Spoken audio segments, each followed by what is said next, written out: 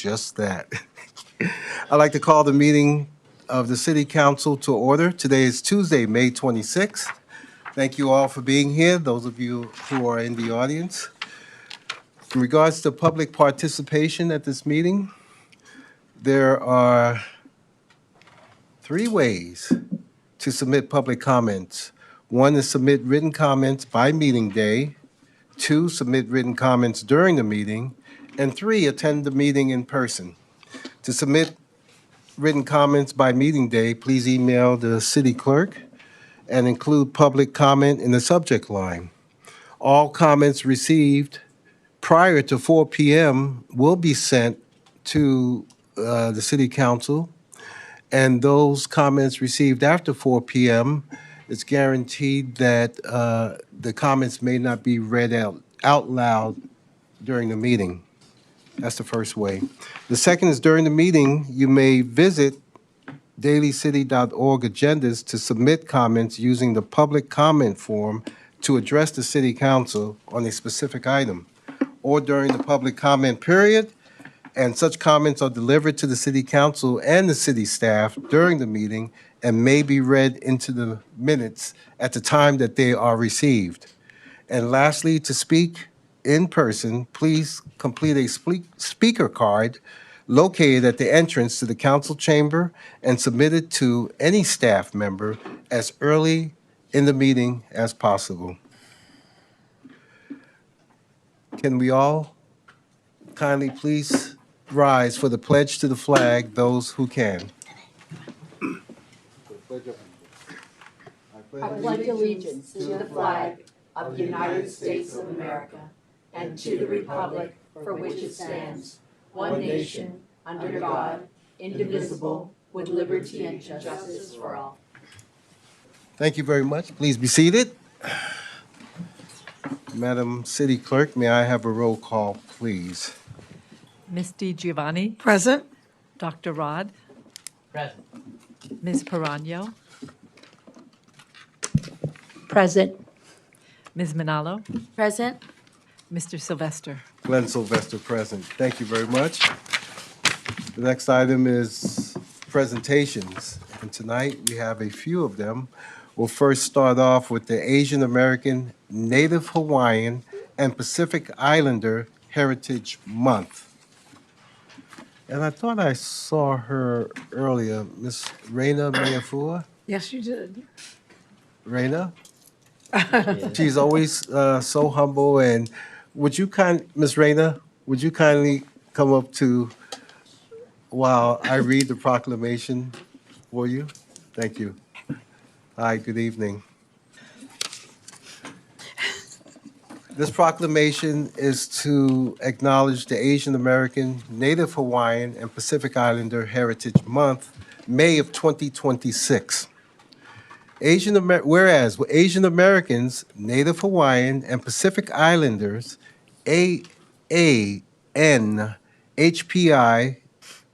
communities have made profound and lasting contributions to the cultural, social, economic, and civic fabric of the United States.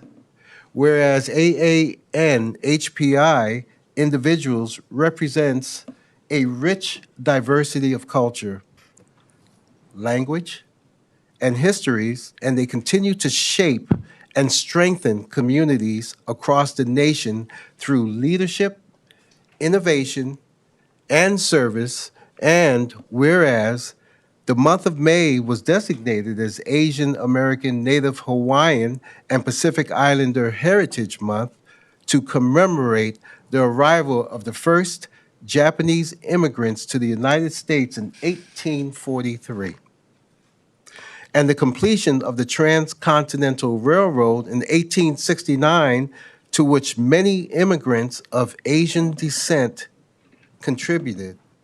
And whereas Daly City is home to one of the largest and most vibrant AANHPI. If I'm not mistaken, I think Daly City is 53% populations in the nation, whose heritage and traditions are deeply woven into the identity and strength of our community. And whereas the City of Daly City remains committed to fostering inclusion, equity, and respect, to celebrating the achievements and resilience of AA and HPI individuals while continuing to stand against discrimination and injustice in all forms. Now, therefore, I, Glenn R. Sylvester, as your mayor, and members of the City Council of the City of Daly City, do hereby proclaim May 26, 2026, as Asian American, Native Hawaiian, and Asian Pacific Islander Heritage Month in the City of Daly City, and encourage all residents to recognize and celebrate the enduring contributions and cultural legacy of AA and HPI. And respectfully signed by myself and my colleagues, the entire council. So with that said, congratulations. We have Ms. Raina Mayafua here to receive the proclamation. And subsequently, before you do, Ms. Raina, I'll allow my colleagues to also add comments to the proclamation that I've just read. So I'll open it up to the dais. I'll start with Vice Mayor Perano, please. What a wonderful person you are. And you are so humble. And you do so much for the community. So I want to thank you. And I think I am one of the few that have known you for so many years. I just wanted to say that the event that you spearheaded was absolutely beautiful. And no matter that it was windy, but the sun shined. So thank you. I just want to say thank you. Thank you. Thank you. Thank you, Vice Mayor. Councilmember Manalo. Thank you, Mayor. Reina, it just shows so much over the years, how much vision, a visionary leader you are, to bring an event that brings families together, that brings all our cultures together, to highlight so much. But you feel it. What you do is you feel how beautiful it is in the event, day in and day out. When it first, in the inception of it, in where it was at Jefferson or now at Gellert Park, what we feel is that beautiful spirit. And I want to say thank you, because it's really through your vision, and I know with everyone working together, that day in and day out, it's an event that many children and families look forward to every single year. And I will have to say to the wonderful cultural bearers that do the dancing, it doesn't matter what weather it is. They come through and they give us their best. And from the little ones all the way to the older ones, it's just always such a blessing. So thank you for all that you do continuously to all of Pacific Islanders together. It's truly a gift that you give to the city of Daly City and beyond. It's just, what is that? Good vibes all the way around. So thank you. Thank you. Anyone else? You want to go first? Okay. Councilmember Di Giovanni. Thank you, Mayor. Well, Ms. Reyna, I see here when you're Pacific Islanders together, what's great about you, and then your family. Your family participates, and everybody's family to you. It doesn't matter what backgrounds. And this year, I actually saw more and more people from all different backgrounds, and that represents who you are, because you're so inclusive of everyone, because it's the heart that matters. It's not the outside. It's not their background or anything. You do it at Christmas. You do it in every single thing you do with your heartbeat. I've seen it. I witnessed it. I was blessed to even be a witness to everything that you do with your family. And your husband's here. Your children are here. And they pitch right in. And that you show no favoritism. You just make sure that everybody gets in and does the work for you, for the PIP PIT board, everyone, and then you bring everyone together, and it's a good vibe for all. And the way you put everything together every year even for the children, and the children just come and you don't care. I remember, I think it was, you said that one day, you didn't matter where they came from. They were children. And they were going to get something, and you went out of your way to make sure that each child got something, right? Working together with our firefighters and our police. So thank you, and I just look forward to all those great. I think we all show up. All 5 of us was there, right? And you said that's a big thing with people have the crazy schedules or they're personal, but we show up because we know what it represents. And I think that God always puts a light on those who continue to do the work. And may you have many blessings to continue in your health and happiness and your family. So thank you so much. Thank you. Thank you, Councilmember DiGiovanni. Dr. Rod? Yes. Please, thank you. I mean, I finally made it. Yeah. And last year, like a lot of graduations to attend to, and I was like, for sure next year, and I finally made it. And I think what PIT represents is a way to politically, socially, culturally engage our community, and that's key. I think as Daly City and as an extension from Councilmember Manalo when she was mayor, and we talked about the loneliness as a public health issue. These are the kind of events that really anchor people to come and not just be just spectators, but just learn, right? And as an educator myself, I learned about our communities. I learned about our migration stories. I learned about how we create this community that we have in terms of Daly City. And then I was doing some research, Mayor. I was looking at like numbers. I think it's about 58%. Oh. AA. Nice. Asian American, Native Hawaiian, Pacific Islander. So when you think about how how unique our community is, it's like if you don't learn about our communities, then that's, to me, I feel like that's unjust. That's right. And so thank you for your leadership, thank you for your passion, and thank you for doing what you're doing for Daly City. Yeah, thank you. Thank you so much. Thank you. Thank you, Dr. Rod. Everybody shared some experiences with Miss Raina Meafua, and I can share a lot, but I'm going to share one that I will never, ever forget. My son, at the age of, I think he was 6 years old. Today, he's 33.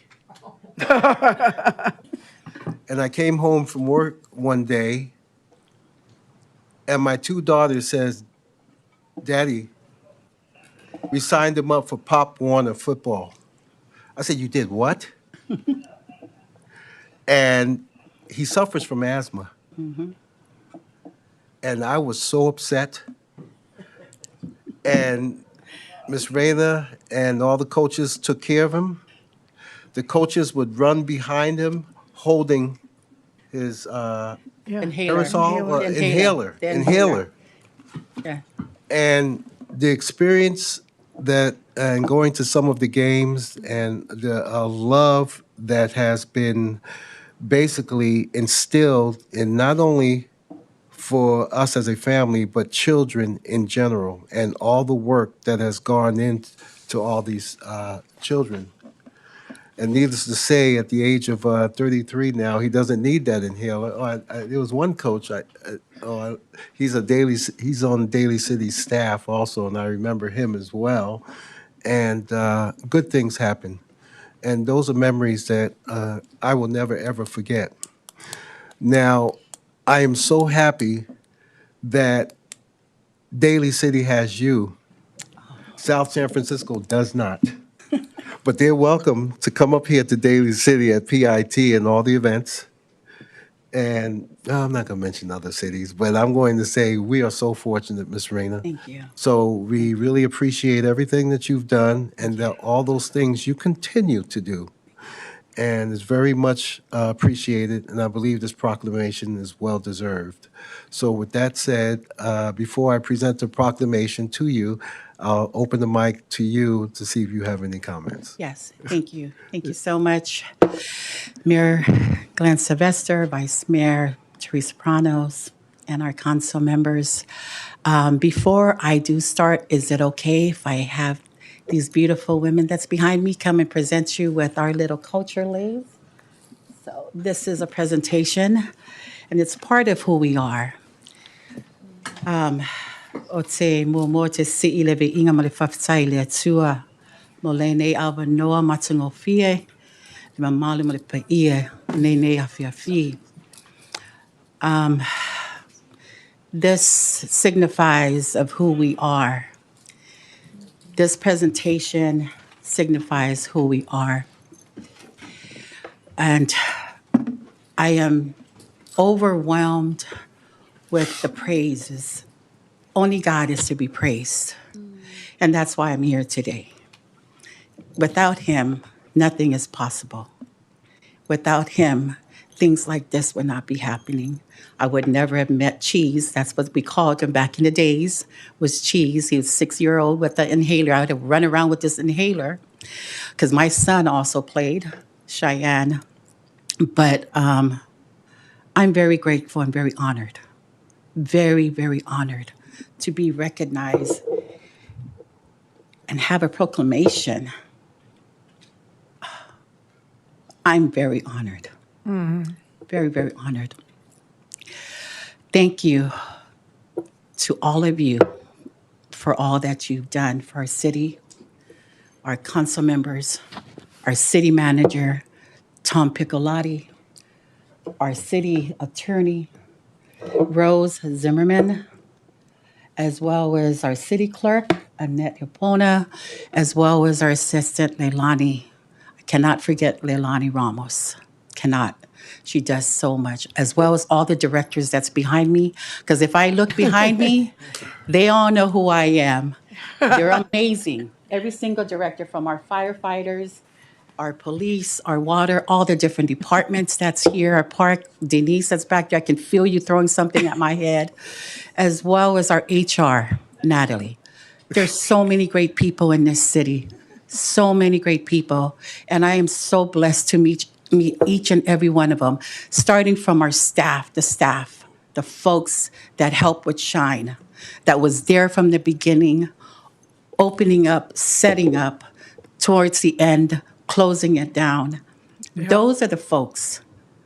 Those are the ones that does so much hard work, and that's why the city is the way they are, because you have people like them that works, that takes the trash out, God forgive me, that goes and makes sure that all the restrooms are clean, makes sure the parking lot is good.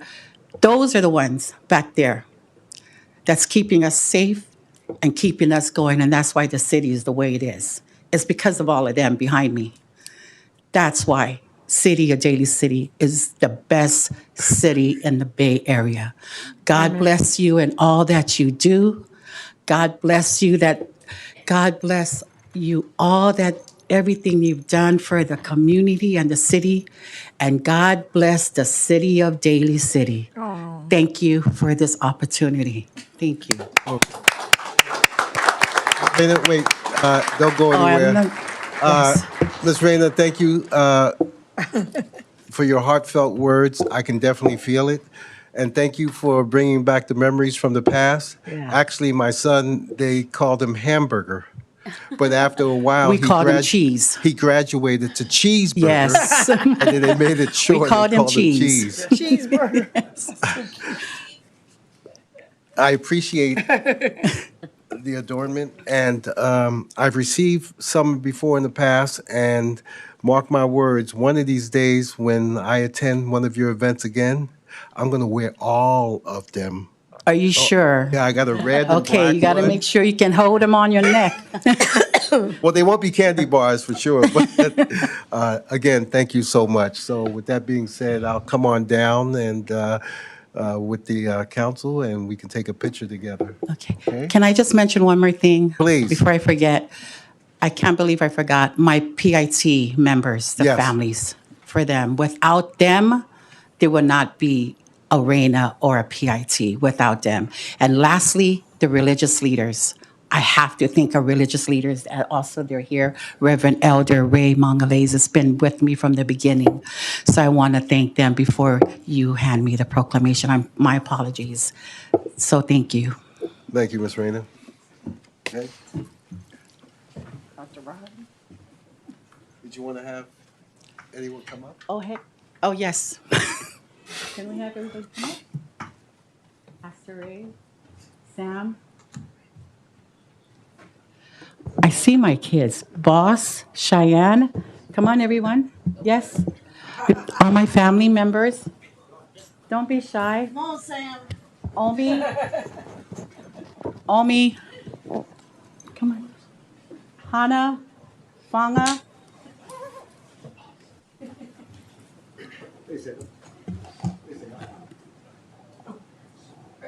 April. Come on now.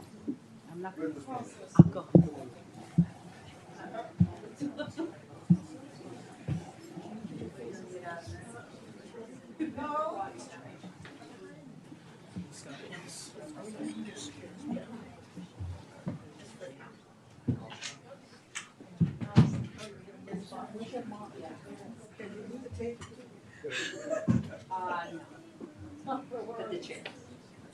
There we go. There we go. Come on now. Come on now. Who's the gentleman with the black shirt right here? Cheyenne? You know, I keep staring at him because he reminds me of my son. No, you could try to hide. Miss Raina, he's trying to hide. Akko.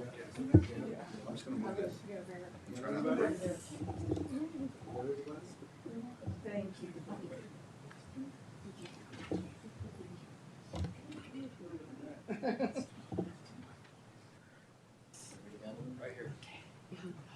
Natalie, can I have you come up here? Natalie. Natalie, follow me. Sorry.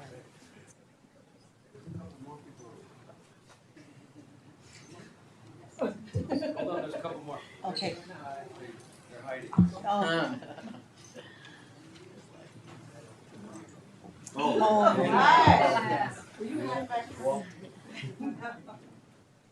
Is it balance, Tom?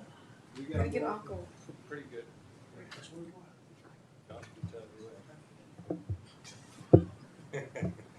Okay, if you can't see the lens, you're not in the picture. One, two, ready? 1, 2, 3. Thank you. Can I have one more picture with Denise? Denise, Oh my gosh. please, just one more time before we leave. She's the best. Call out. I see you, Ken, if you want to come up. Ken, don't just look at me. Come on. Miss Raina says so. Come on, Ken. Oh, that, yeah, oh, yeah, Okay. that's cool. Right. That's cool. Oh, yeah. Oh, yeah. Oh, yeah, that's the one, you were hiding from me. Yeah, All right. that's the one 1, responsible right there. 2, 3. Thank you. All right.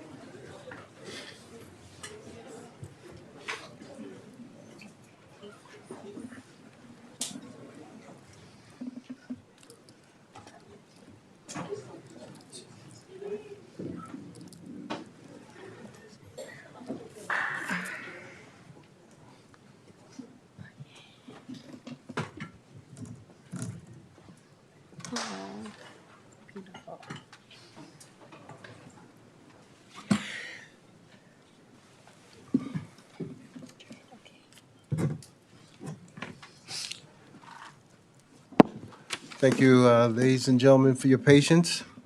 We have another proclamation this evening.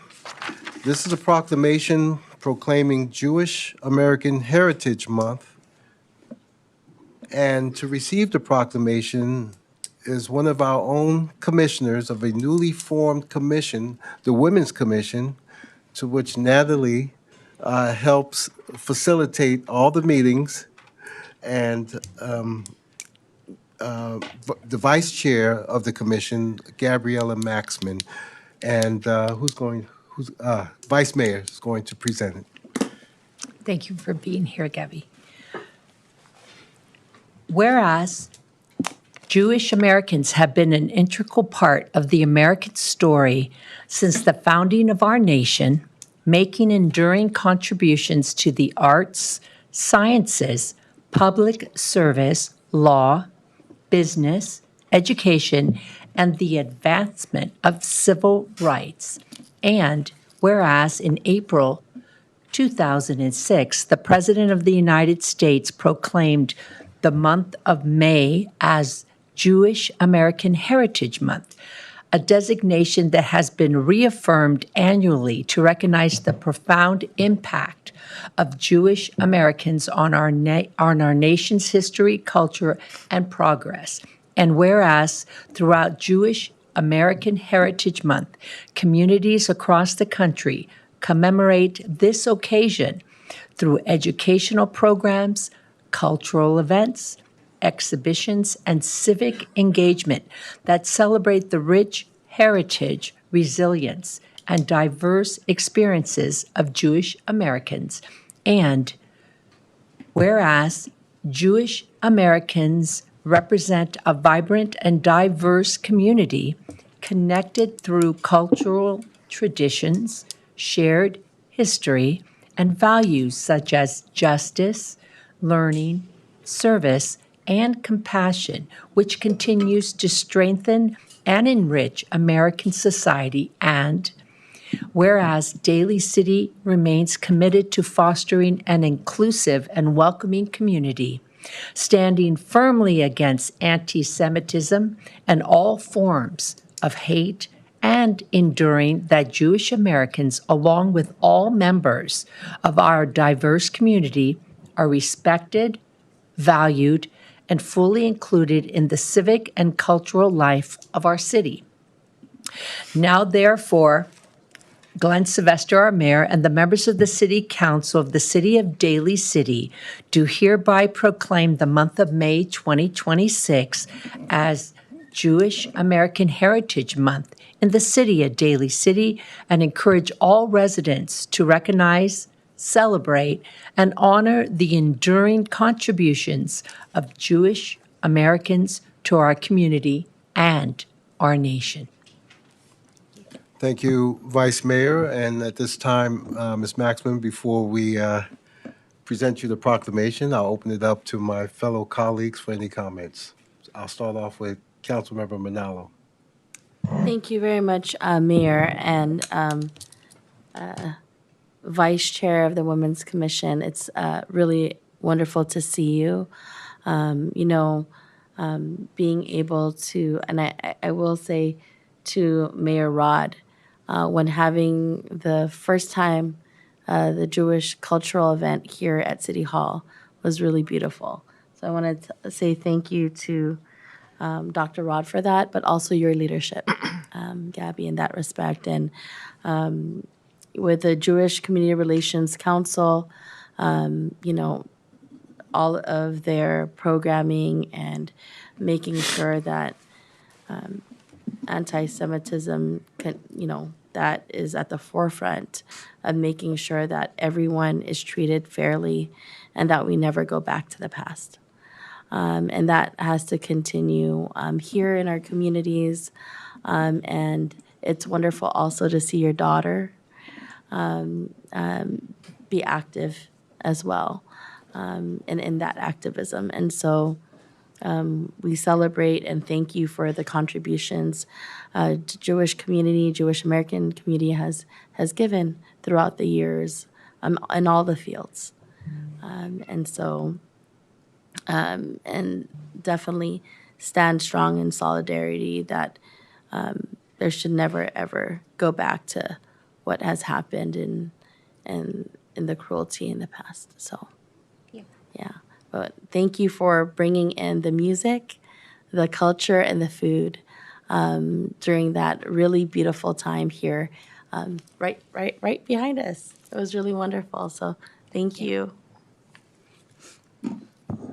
Thank you, Councilmember Ronaldo. Dr. Rod, I'll turn it over to Yes. you. Thank you, Mayor.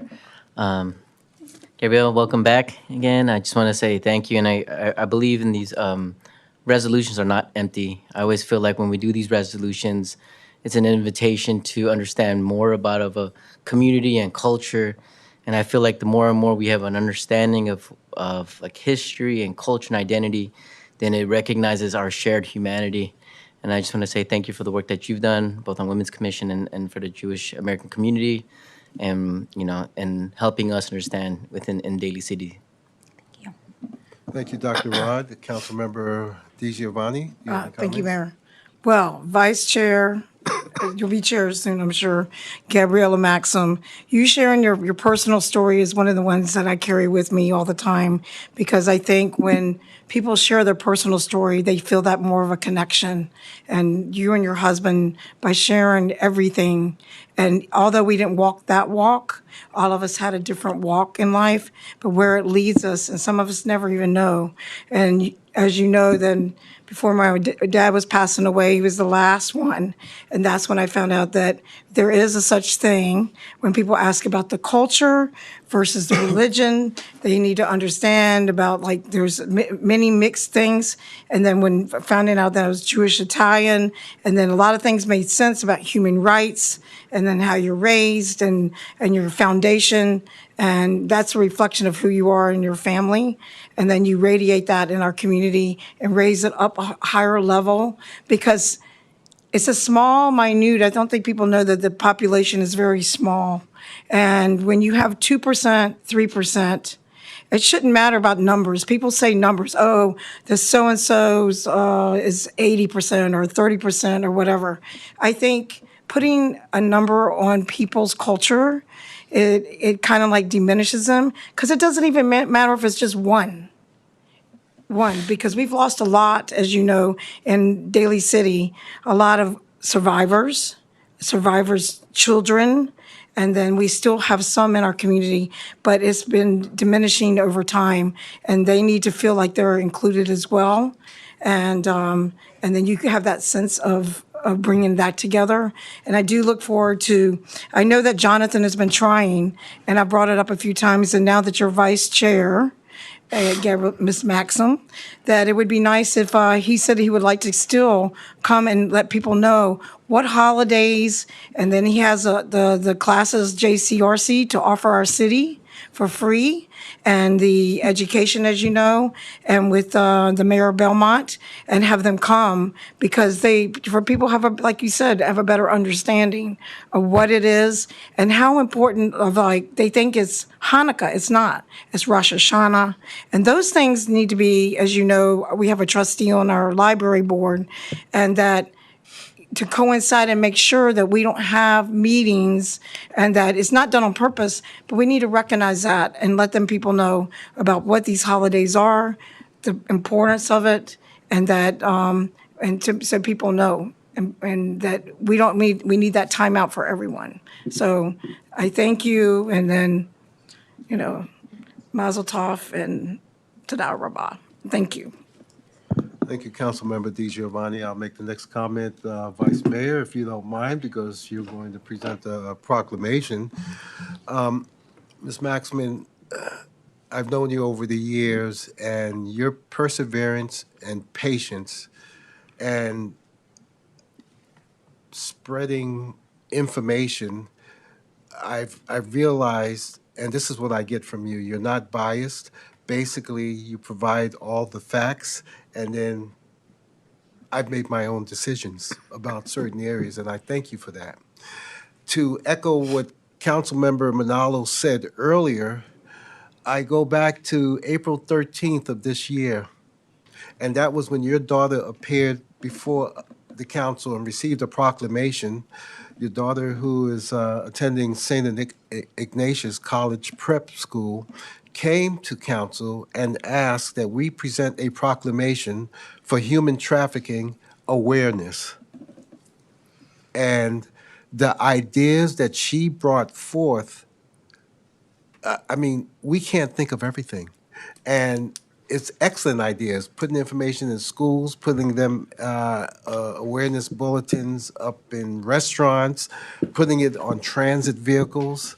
I mean, and I've said this before in the past, when I was her age, I did not have a clue. And that was very impressive. And so impressive that folks need to remember it's the family that raised her. And I'm sure as you sat in, I think you sat in that same chair the last time, and as she was receiving the proclamation, I saw a tear in your eye. And if you're a parent, you would definitely understand. So I want to say congratulations and continued awareness of the Jewish Americans here in Daly City. We are a diverse city, and we do our best to acknowledge all cultures, but we need to always continue to maintain that awareness, and so does our community as well. So thank you again so much, and I'll turn it over to the Vice Mayor. Gabriela, thank you so much for being here today and for not just today, but everything you've done for us. You've been out there in the community, you've been sharing, you've been helping us learn, and I just want to personally say thank you. And I'm just very proud of you, and I know that you're doing such a good job on the Women's Commission, and I'm glad you're there. So thank you for everything you do, not just this month, but every day. So thank you. Thank you, everyone. Thank you, Vice Mayor. Before we go down, I'll allow Ms. Maxman. Yes. Can I? Wouldn't be me if I didn't write a few words, a few extra words. So thank you all. Obviously, Mayor Sylvester, Vice Mayor Prano, thank you so much to you both and the City Council for recognizing here tonight Jewish American Heritage Month.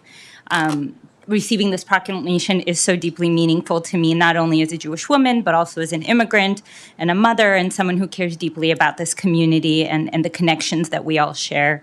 As many of you know, my family came here from the former Soviet Union, and like many Jewish families from that part of the world, we came from a place where being openly Jewish could affect opportunities, safety, and even the way that we move through daily life. There were things you understood without anyone needing to say them, but they were not afraid to say them out loud. Sorry, we came here to the U.S. Searching for something different. Not perfection, but possibility. The possibility to participate openly and contribute fully, raise our children, to feel that they didn't need to hide parts of themselves and who they are. But America was not and is not perfect. Not long ago, institutions proudly hung signs that said no Jews, blacks, or dogs allowed. And now we've seemingly come full circle as people loudly and proudly declare no Zionists allowed. I want to say something very clearly about Zionism because for many Jews, including myself, it is deeply connected to identity, history, and safety. To me, being a Zionist, and I'm a proud Zionist, means believing that the Jewish people have the right to self-determination in their ancestral homeland. And I have genetic evidence that this is my ancestral homeland. It means recognizing that Jewish identity is not only a religion, but it's also a peoplehood with thousands of years of history and connection to the land that is modern-day Israel. For many Jewish families, especially those like myself with histories of displacement, anti-Semitism, and persecution, Zionism is not an abstract political concept. It is connected to the belief that Jews deserve safety, continuity, and ability to shape their own future in a land that protects them. I think part of what's been painful recently for many Jews is seeing this belief misunderstood or reduced to a caricature without the understanding of the history and the lived experience behind it. Jewish American Heritage Month is not just about recognizing contributions in science, medicine, education, civil rights, business, government, and the arts, although American Jews have shaped all of those areas. It's also about recognizing a deeper story, one of people carrying identity, memory, tradition, and resilience across generations and across borders. Jewish culture teaches the importance of learning, questioning, and responsibility to one another and repairing the world, tikkun olam. I think about that often because repairing the world usually doesn't happen through grand gestures.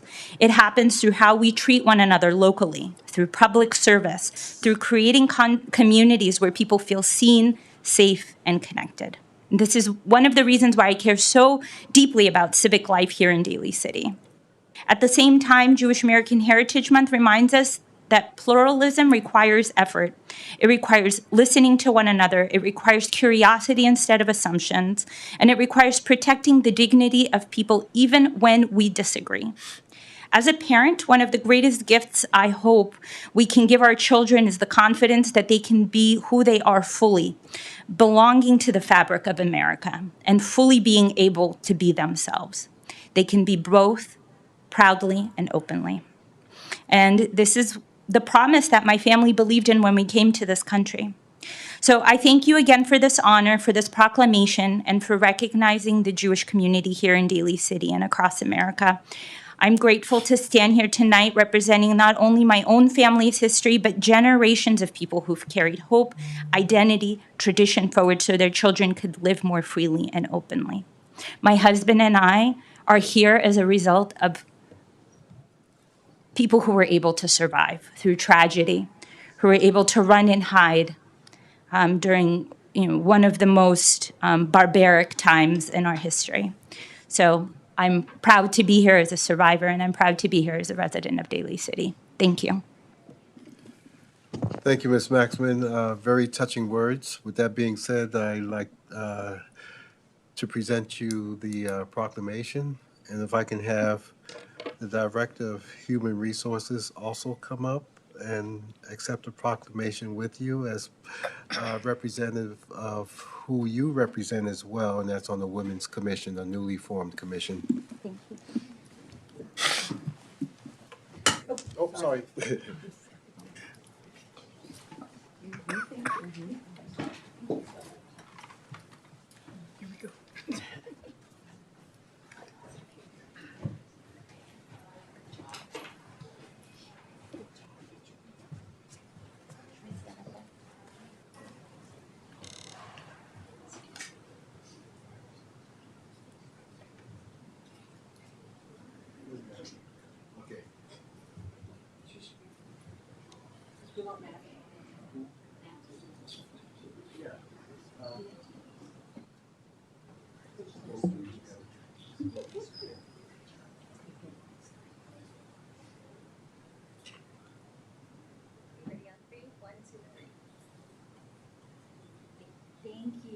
Thank you so much, everyone. Thank you.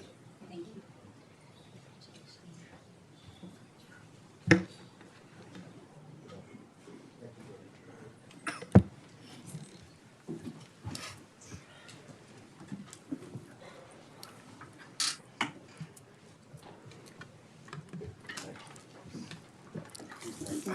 Wherever you want. All right. I don't know. Who's next? Oh, it's wildfire. Wildfire. Who's got wildfire? All right. Thank you very much, Ms. Maxman. Again, congratulations. And Ms. Sakal, thank you for help guiding one of the important commissions that we have here in Daly City. Thank you so much. It's very much appreciated. All right. The next item is a proclamation for Wildfire Preparedness Month, and it's going to be presented to the acting fire chief, Nicholas Gracia, and I'll turn it over to Councilmember Manalo. Thank you, Mayor. I'm honored to read this proclamation this evening, Wildfire Preparedness Month, May 2026. Whereas in California, over 2 million homes are at risk of wildfire. And whereas last year, 8,036 wildfires burned 525,223 acres across the state. And whereas 95% of all wildfires are human-caused, human acts of carelessness result in wildfire disasters every year. And whereas each year more people move into wildland urban interface areas, increasing the need to raise awareness among our citizens on how they can protect their property from wildfire losses. And whereas Genesis Protect, formerly known as Zone Haven, has been adopted as a county-wide tool to assist with informed evacuations during wildfire, and we encourage know your zone before an emergency arises. And whereas the North County Fire Authority encourages fire-safe behavior by all who live, work, and recreate through the city of Daly City. And whereas each of us can do our part to prepare for wildlife emergencies by taking steps to make effective changes to our homes and landscapes to reduce the risk of wildfire. Now therefore, Mayor Glenn Sylvester and the members of the City Council hereby proclaim the month of May 2026 as Wildfire Preparedness Month and encourage all Daly City residents to increase their knowledge and awareness of proper safety measures to protect themselves from devastating effects of wildfires. Thank you, Councilmember Manalo. Prior, we'll have my colleagues give any comments prior to presenting. Vice Mayor, please. I won't take too long. I wanted to thank you and all, let's see, can they come over? Come on, come over. Sure they can. Can they come in? No. I want to thank all of our fire staff, all, firemen, there's titles, right? Everybody has titles, but what you are pretty darn amazing. And I wanted to make sure I mentioned, what is our, when you get a call, is it 5 minutes now or less? 6:59. 6:59. So by the time I put my shoes on, if I needed you, you'd be at my house. We beat that though, remember? Yeah. But no, in all seriousness, you guys are what helps make, you're part of what makes the city of Daly City great. For real. And not just saying that. We are very lucky to have all of you, especially you now in leadership. I'd like to thank all of you personally for what you do for us each and every day. Something reminds me of what the mayor says, something about putting your legs in, except my goodness. firemen. I was hoping you wouldn't say that because I'm going to make mention about it. Oh, you're going to say it later? Since you took my Never mind, other line. I won't, I'll let him do that. But in all seriousness, thank you. There's just really no words. When we need you, you're there. When the city of Daly City needs you, you're always there. So thank you very much. Thank you, Vice Mayor. Let me see, who read the proclamation? Jocelyn? Okay, we'll defer to Councilmember DiGiovanni. I'll start on that end. Okay, thank you, Mayor. Well, first of all, we have our acting chief, Garcia, and then we know that the wildfires start earlier every year. Sandy's already started, and that when you answer the call, I thought of myself, Fremont got called, and I know Daly City's going to get called. So I see all of your faces tonight, and as you go with Godspeed, if you get called or not called, because I know it's your duty, because as a daughter of a firefighter, you run to the fire, you don't run away from it. And for me, it takes a lot of courage, bravery, honor, and saving lives is something that makes each person you. The uniform chose you. You didn't choose the uniform. And I believe that when you have a duty to call and you go to save lives every single day, you have no idea what the call is going to be when you get there. And then you have a great support system here, and that it's a multitude of things. People think about a firefighter. They have no idea. And they have all the chemicals that you guys face when you're with all these flame retardants and everything else that my dad didn't have. But you're always in my prayers and my thoughts, and your families actually serve as well with the acting chief and our firefighters here tonight. And that to know that we are totally blessed, beyond blessed, and it's beyond bragging rights. As you know, if I'm in another city, everybody knows that it's already trickled out in South City, that you're the best, no doubt. You serve with heart, you serve with knowledge, you serve with compassion, you serve with care. And to me, and with having our acting chief, we are the best. And when you go serve, you serve together. So thank you. And may the wildfires, I don't know how we're going to get the handle. People are educated about it and you do a great job about it. But sometimes we all know it is just happening. And it's happening in Southern California. It started, I think, a little bit this week in around Northern California as well. So there's no if and what. Sometimes people cause it, but not all the time. And when they catch fire, it's multiple acres. So, the do is like support and thank you with a grateful heart to you, Acting Chief, to all your firefighters that are here tonight and the ones that were not able to be here tonight. And maybe they're on a call as I speak. So thank you very much because you definitely do save lives. Thank you. Thank you. Thank you, Councilmember DiGiovanni. Dr. Rod, anything? Sure. Just really quick, I think when we recognize this resolution, it's also an understanding the reality of global warming that's happening in our world and is changing our environment. And also with anticipation of an unprecedented El Nino that'll be arriving or probably arrived already. But one thing about this Wildfire Preparedness Month is the key is education. I feel like prior to be on council, I wasn't really that aware, but then knowing you, knowing our firefighters, it's become a very routine thing that we have in our families in terms of what are the things that we need to have in terms of preparation in our families, meeting zones, especially in parts of Daly City, like Southern Hills area where there's a lot of brush and a lot of natural inflamants that can burn. So I think that's the key part is, knowing what is it called? The Genesis Project, and also understanding and becoming more educated about what we can do in terms of preparation, not just prepare when the stuff hits the fan. Yeah. Good. Great. Thank you, Dr. Rod. I guess it's my turn now. I won't take too long and won't be redundant, but I'll respond to the Vice Mayor's comments.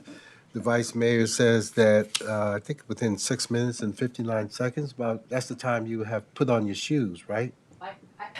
Right? You have to find the shoes, then you Right. put them, you know what I mean. Yeah, I get it. But what I've always said, it would take me 6 minutes and 59 seconds to even get out of the bed. Yeah. The other aspect that the Vice Mayor was referring to is what I've alluded to before. When you ask a police officer, how do you put on your pants? And it's one leg at a time. With the exception if you're a firefighter, you can do it two at a time. That's right. Right? That's right. right. That's You true. nailed it. Right, That's right. because I think you have, well, I used to The watch. turnouts, yes. Is it Our called our turnout gear, yeah, our bunker gear. Oh, okay. So is it true you have it by the bed and you can just wake up? Well, not by the bed anymore because we've realized that it's extremely toxic for us. So now we keep it down in the apparatus bay. Wow. It's not good to have that off-gassing where you're sleeping. Learn something new all the time. See? Well, thank you, Chief. I appreciate that. So again, thank you so much. And thank you all the firefighters for everything that you do. I definitely know the difference when I hear a fire truck or a police car and the sound of the siren is different. And when I hear you folks at 3 o'clock in the morning, I say, damn, they had to wake up to go. So thank you so much. It's very much appreciated. Who read the proclamation? Councilmember Mayor. Manalo? Yes. Okay, you have the last word. Thank you, Mayor. Thank you so much. Full gratitude to each and every one of you.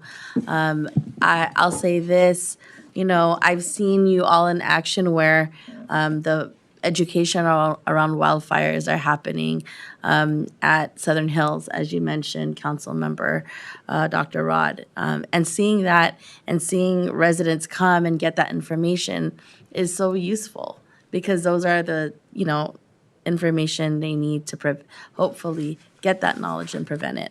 But I'll say this, my son is 7 years old and he's still today, you are his heroes because one day he wants to be a firefighter. And it has not changed from when he was little. And you are his heroes. And so I want to say thank you to each and every one of you, because he looks up to each and every one of you that he sees, as far as his eyes light up when he sees the fire engine.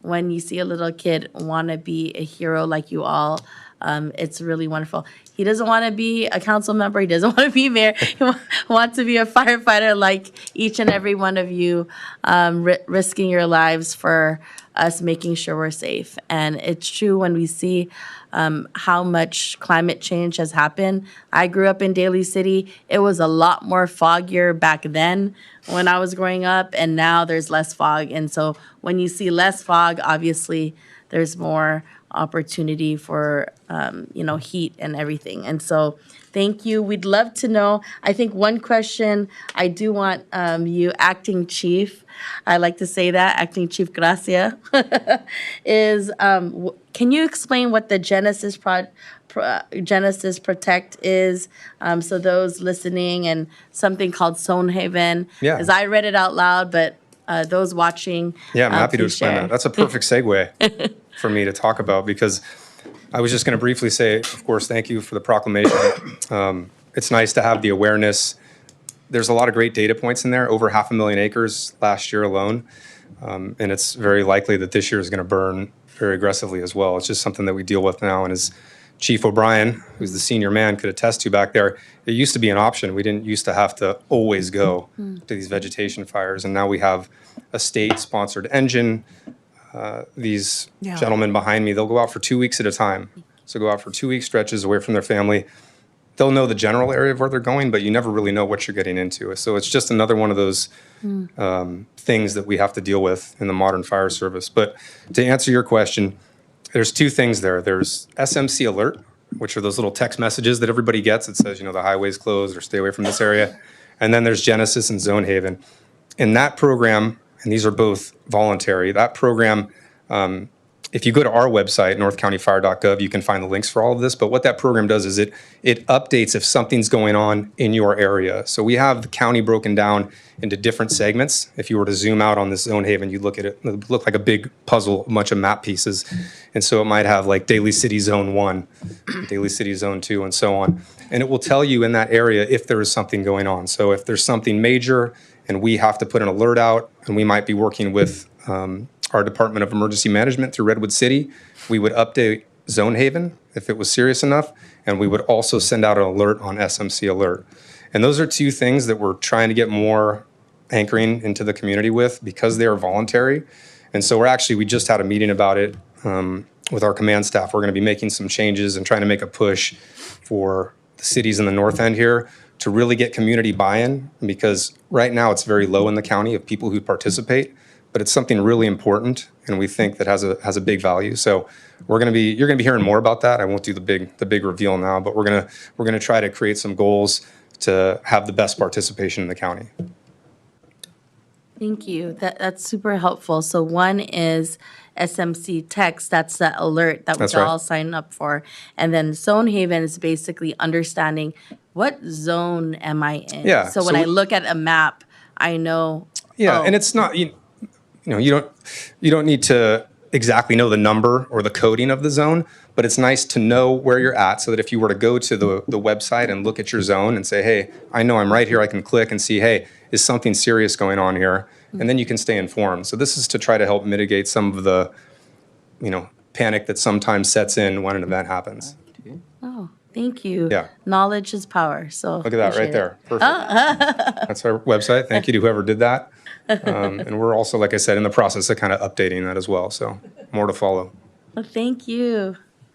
Thank you for keeping us safe. Appreciate it. Thank you. All right, thank you. Good questions, Councilmember Manalo. All right, shall we present the proclamation to the chief? Who read, is it? Okay. Take a picture. You want to have your folks? I think we should have them come up, right? That's kind of the theme, right? Let's have everyone come up. I was trying to get them over, but I think they're shy. I know, they are, but now. All the firefighters. Right here,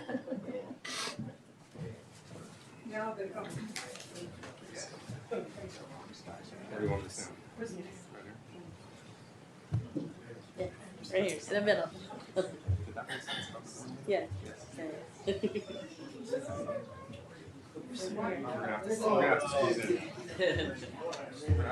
Down here. Come on. Come around.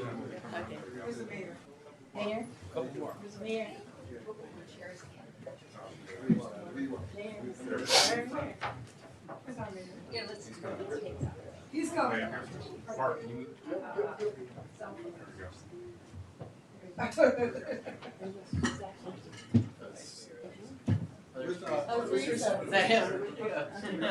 She's moving the furniture. Who's hiding back there? Are we on? I think we're good. Ready on three. 1, 2, 3.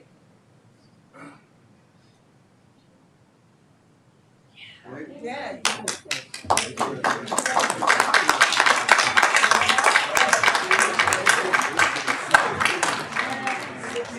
Oh, yeah.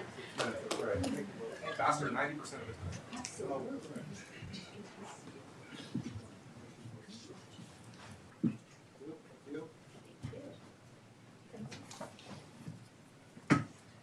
This map is timed too. All right, everyone's having a good time, and we're going to keep on having a good time. The next proclamation is Water Awareness Month. And Director of Water and Wastewater Resources, Joshua Cosgrove, is here to receive the proclamation. And Dr. Rod, I'll turn it over to you. All right, so the proclamation of Water Awareness Month, May 2026, whereas water is an essential and invaluable resource crucial to the health, well-being, and sustainability of the community, economy, and environment. And whereas the City of Daly City recognized the stewardship of our water resources as a shared responsibility requiring the active participation of residents, businesses, and organizations to ensure a reliable and safe water supply. And whereas California continues to experience the impacts of climate variability, including drought conditions and changing water demands, it is increasingly important to reduce water consumption, protect water quality, and promote sustainable water practices. And whereas Water Awareness Month provides an opportunity to educate and inspire our community to be mindful of water use, understand local water systems, and recognize the role each individual plays in preserving this vital resource. And whereas the City of Daly City remains committed to promoting water conservation programs, supporting policies that protect water resources, and encouraging sustainable practices that benefit current and future generations. And whereas during Water Awareness Month, the City of Daly City encourages all residents, businesses, and community members to take simple but impactful actions, including installing water-efficient fixtures such as low-flow faucets, shower heads, and toilets, reducing indoor water use by shortening showers and turning off water when not in use, promptly repairing leaks to prevent unnecessary water loss, practicing water-wise landscaping and outdoor irrigation, and sharing water conservation practices with others to promote community-wide awareness. Now, therefore, with our Mayor, Glenn Sylvester, and members of the City of Daly City, I do hereby proclaim May 2026 as Water Awareness Month in Daly City and call upon all members of our community to engage in meaningful actions to conserve water, reduce waste, and contribute to a sustainable future. Signed and sealed by the Mayor and the City Council of Daly City this 26th day of May 2026. Thank you so much, Dr. Rod. Vice Mayor. Yes, please. I'll make it quick. You know, the most important, one of the, let me rephrase that. Your mic is off. We'll start all over. There you go. When we turn on the faucet and we are able to drink our water right out of the faucet, and we take it for granted. You know, unless you go to another country and the first thing they say is don't eat the ice, don't eat the, don't drink the water. You know, it's another part of that why Daly City is so great. But again, we take it for granted, and I think this is a perfect time to say thank you. Thank you to all the staff. You know, it's not an easy job. And I, for one, am extremely grateful, you know, to be able to drink water right out of the tap. to take a shower. A lot of other countries, but not just other countries, other cities in the United States have issues. So thank you to you for your leadership and to your staff. Appreciate you. Thank you. Thank you, Vice Mayor. Councilmember Manalo. Thank you, Mayor. You didn't even have to look at me. You know I wanted, but I wanted to say thank you so much. When we think also around public safety, you all provide that for us, as Vice Mayor has mentioned, right? Our wonderful water from Hetch Hetchy, and also the sanitation part. Oh. Really, that part of it is huge. We know that, like with all these intricate systems, it is really crucial, the infrastructure, and all of you try to maintain it to the best of your abilities and I think that's what we don't see often, because that's all behind underground or at the facilities. So thank you. I'm really grateful also to serve on BOSCA, to learn around kind of just the other piece of getting the water source to the city of Daly City and all of those pieces. But with the knowledge each and every one of you do, there's so many pieces that we don't understand, right? Or we can't fathom around the science and all of that. But thank you, because you're right, Vice Mayor, our water is really good. If you drink it, it's really one of the best. So, and then also the other part, right? I think years ago, growing up, if there's an imbalance over there, it's like, wait, what's that smell? And I haven't smelled it lately. Okay. So thank you. Thank you, Councilmember Manalo. I'll start at the other end. Councilmember DiGiovanni, any comments? Yeah. Okay, Thank you, Mayor. please, go ahead. Yeah, thank you, Mayor. Well, I see just all the departments. First, let me start about the awareness. Every single event I go to, I got to tell you, that setup of that table, I'm looking right at you, and I see when I go to that table, when they even do the spin the wheel, they even have information on that. The other day, I was like, wait a minute, they have these questions on here. It's like educating people, but yet they're having fun doing it. I thought it was great, innovative. And then, then of course, I'm promoting we need a discount or whatever. So knowledgeable, so helpful to the public. The approach, everything about it, about how to not to waste water. You ask any of them, I think, that work in wastewater as well as yourself, that it is complex, like one of them, the council member said, but each one of you plays an intricate part in making it work. And that is a special skill, and we need to honor that. And I know, Director, as you value your employees, but it is like when you go there and they're happy to be there with the public, and then interacting with the children, but yet learning. And some of the children, that's gonna stick with them. And the parents are learning, obviously, as well. So, everything from that, everybody likes that little frog that you stick in there and you can see how much water is in the plant. Everything, because people walk around and say, hey, where's wastewater? Where'd they go? I said, oh, they're over there in the corner. So then they go right over there. So no matter where they put you in any of those events, present, totally knowledgeable, loving the community. And while everybody is in the scene doing all the intricate parts, and I know we have some big projects and we have a big thing, but I'm proud the way the setup is in our wastewater, because all cities are not the same, as Director Cosgrove, and that the leadership for all of you that work together, the team as a team, and you just can't replace that knowledge. You cannot. The knowledge that you have to make everything work for the people of Daly City and beyond. And then because people say, oh, we have great clean air, we have great water. Well, it doesn't just happen overnight. And then, you did a great job getting the grants to try to get everything working and keep everything going. So hats off, wastewater, keep it going, and much respect to each person that plays an intricate part and makes those wheels turn so that all of us in Daly City are continue to count our blessings. So thank you very much from a grateful heart. Thank you. Thank you, Mayor. Thank you, Councilmember DiGiovanni. Dr. Rod? I just want to say, a lot of times we just assume that just like what the vice mayor said, turn on the water, it's Yeah. there. And I think that sometimes we forget how valuable water is, and water is like the vein and arteries of any civilization. And what you all do is such a essential job in our city and our community that we depend on it. We need it to live, and you provide the care, the sense of the intricate work, the hard work, and just want to say thank you. Thank you, Dr. Rod. Did you speak yet, Vice Mayor? You did? Okay. Thank you. I would like to say the following, basically ditto to what my colleagues has advised thus far. It's very, very appreciative. I remember back in 2016, when I first came on council, I had the opportunity to go Oh, yeah. over to Department of Water and Wastewater.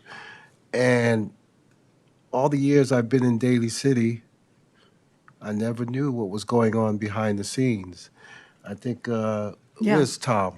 I was at the Where's barbecue. Tom? Oh, he's way far in the back. Barbecue. Our current city manager was in charge then. And when I came over, I saw staff. And when you look at staff, it is the staff who makes the directors look good. So I'd like to thank you all to the staff because you make your boss look good.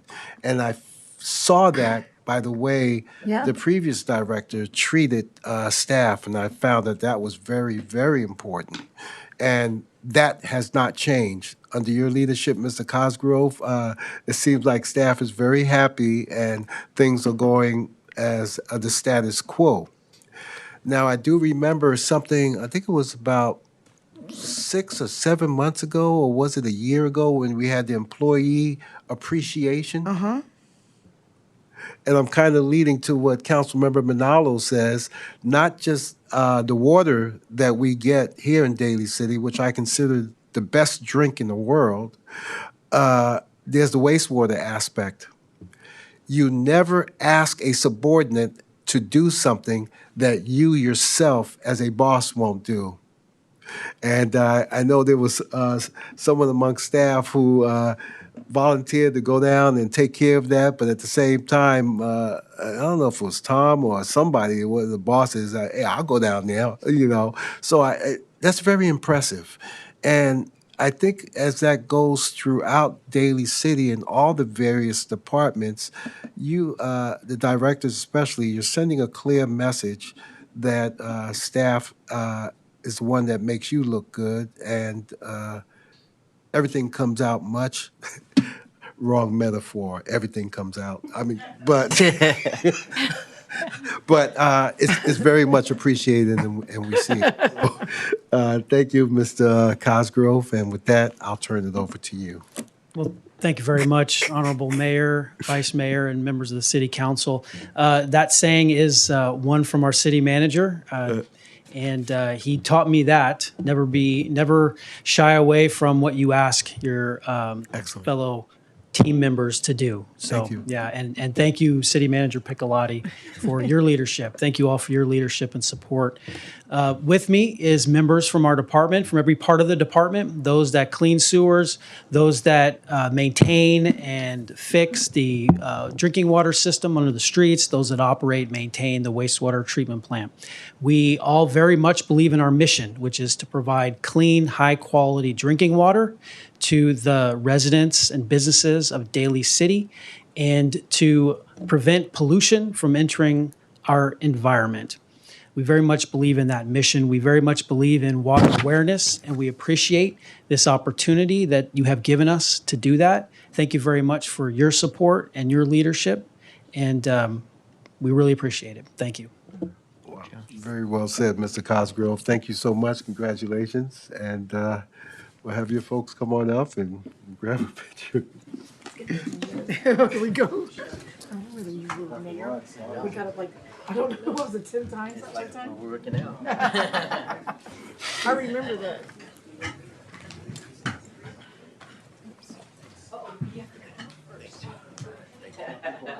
I get locked in.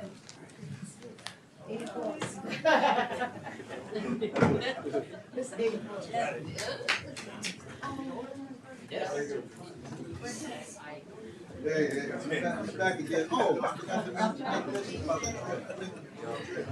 Where is the dress?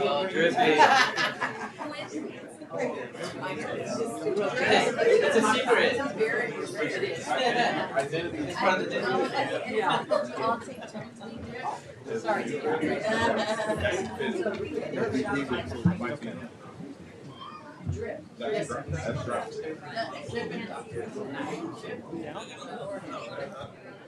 Oh, anybody in the front? In the front? Some of our guys in the front, maybe in the back, some in the front. Oh,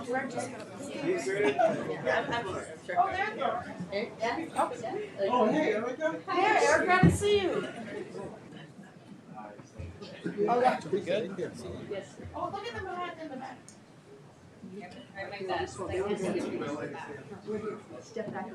There you go. Okay, ready on three? 1, 2, 3.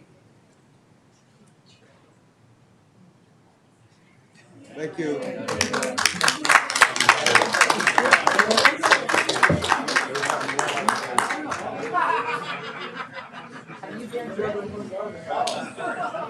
I see everybody's got the same moving, right? You're moving. Everybody's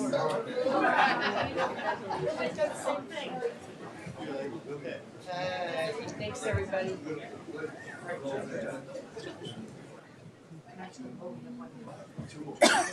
That's funny.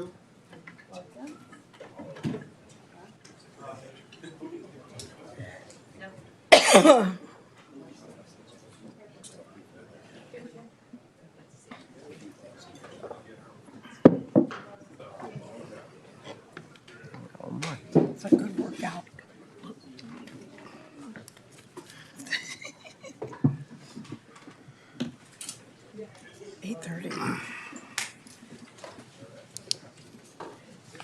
All right, congratulations again to Director and staff of Water and Wastewater Resources. Oh, this is a Daly City night. Congrats. But there's more. The next proclamation is declaring National Public Works Week, May 17th through the 23rd. And the Director of our Public Works, Mr. Richard Chu, would you come on up to receive the proclamation? Yay. And I'll turn it over to our Vice Mayor. Good evening, Mr. Chu. Thank you for being here. So this proclamation is for National Public Works Week. Whereas May 17th to the 23rd, 2026 is celebrated as National Public Works Week.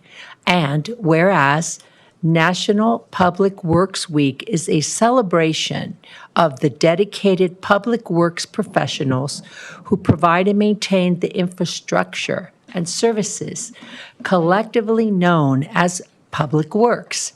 And whereas this year's theme, Rooted in Service, Powered by Community, acknowledges the deep roots of public works innovations that have helped our communities evolve into places where people can lead lives of purpose and possibilities. And whereas public works professionals focus on infrastructure, facilities, and services that are of vital importance to sustainable and resilient communities and to public health, high quality of life and well-being of the people of Daly City. And whereas these infrastructure, facilities, and services could not be provided without the dedicated efforts of public works professionals who are engineers,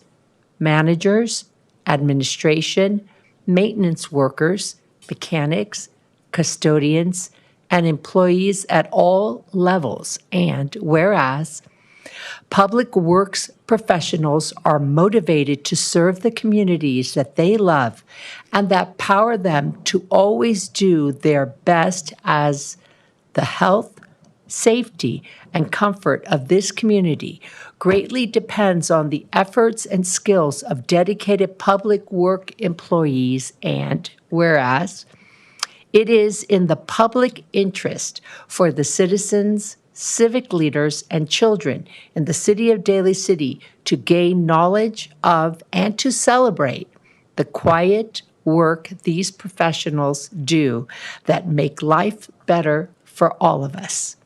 Now, therefore, our mayor, Glenn R. Sylvester, and the members of the City Council of Daly City do hereby proclaim May 17th to the 23rd, 2026 as National Public Works Week.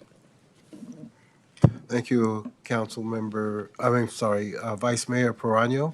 I'll open it up to the dais. I'll start off with Councilmember DiGiovanni, if there are any comments. Thank you, Mayor. Well, Director Chu, everywhere, I'm fortunate enough to have friends in other cities as well, like everyone else. But you are chosen as a director of Public Works, which I'm glad the Vice Mayor went through every single thing they do, because most people have no clue, which, understandable, what Public Works does, just like we were talking about wastewater. What Public Works does is so encompassing in our infrastructure and how it works. And then I see standing over there beside me, the examples over here of even our engineering and everyone standing back there, everything. Supervisors, parks, streets, you name it. So when you go down the street, you know that things are happening, like right, left, everything is going on. And that's quite a lot as a director to take. But I know you have great supervisors as well. And then helps you, as I know that does help you. But your staff, and they're amazing. And another A+ on the awareness, the banner of all the events. Your employees are there, they're happy, they're doing all the things to get the information out. And it actually is, you can see the engagement. It's not just a table sitting there or the staff members, they're educating people as well. So I can't say enough about all of you, and then to make that engine run. But you have we all know, great director as well, and all the supervisors here and the employees and the staff and engineers and custodial and everything the vice mayor said is so much. But it's a gratitude that we have the best. And I know that through the years, there had been many, many cuts on the number of staff. And I think that there's a work in progress. And I got to get a hats off to the city manager and the HR that they're trying to keep in recruiting people to get them in we can have a lot of people that retired or transitioned to other cities, but we're going to keep going like that. And you have the support. So I thank you from the bottom of my heart. I've never seen anything like it when you go to these resource fairs and you just get mesmerized because they have so much knowledge and it cannot be replaced. So thank you, Mr. Chu. All the value, people cannot be replaced. Let me repeat, they cannot be replaced. The knowledge, the care of the people, how they handle it with the public is very, very key, and it's stellar. So thank you very much, and very humbled and grateful. Thank you, Mr. Mayor. Thank you, Councilmember DiGiovanni. Dr. Rod?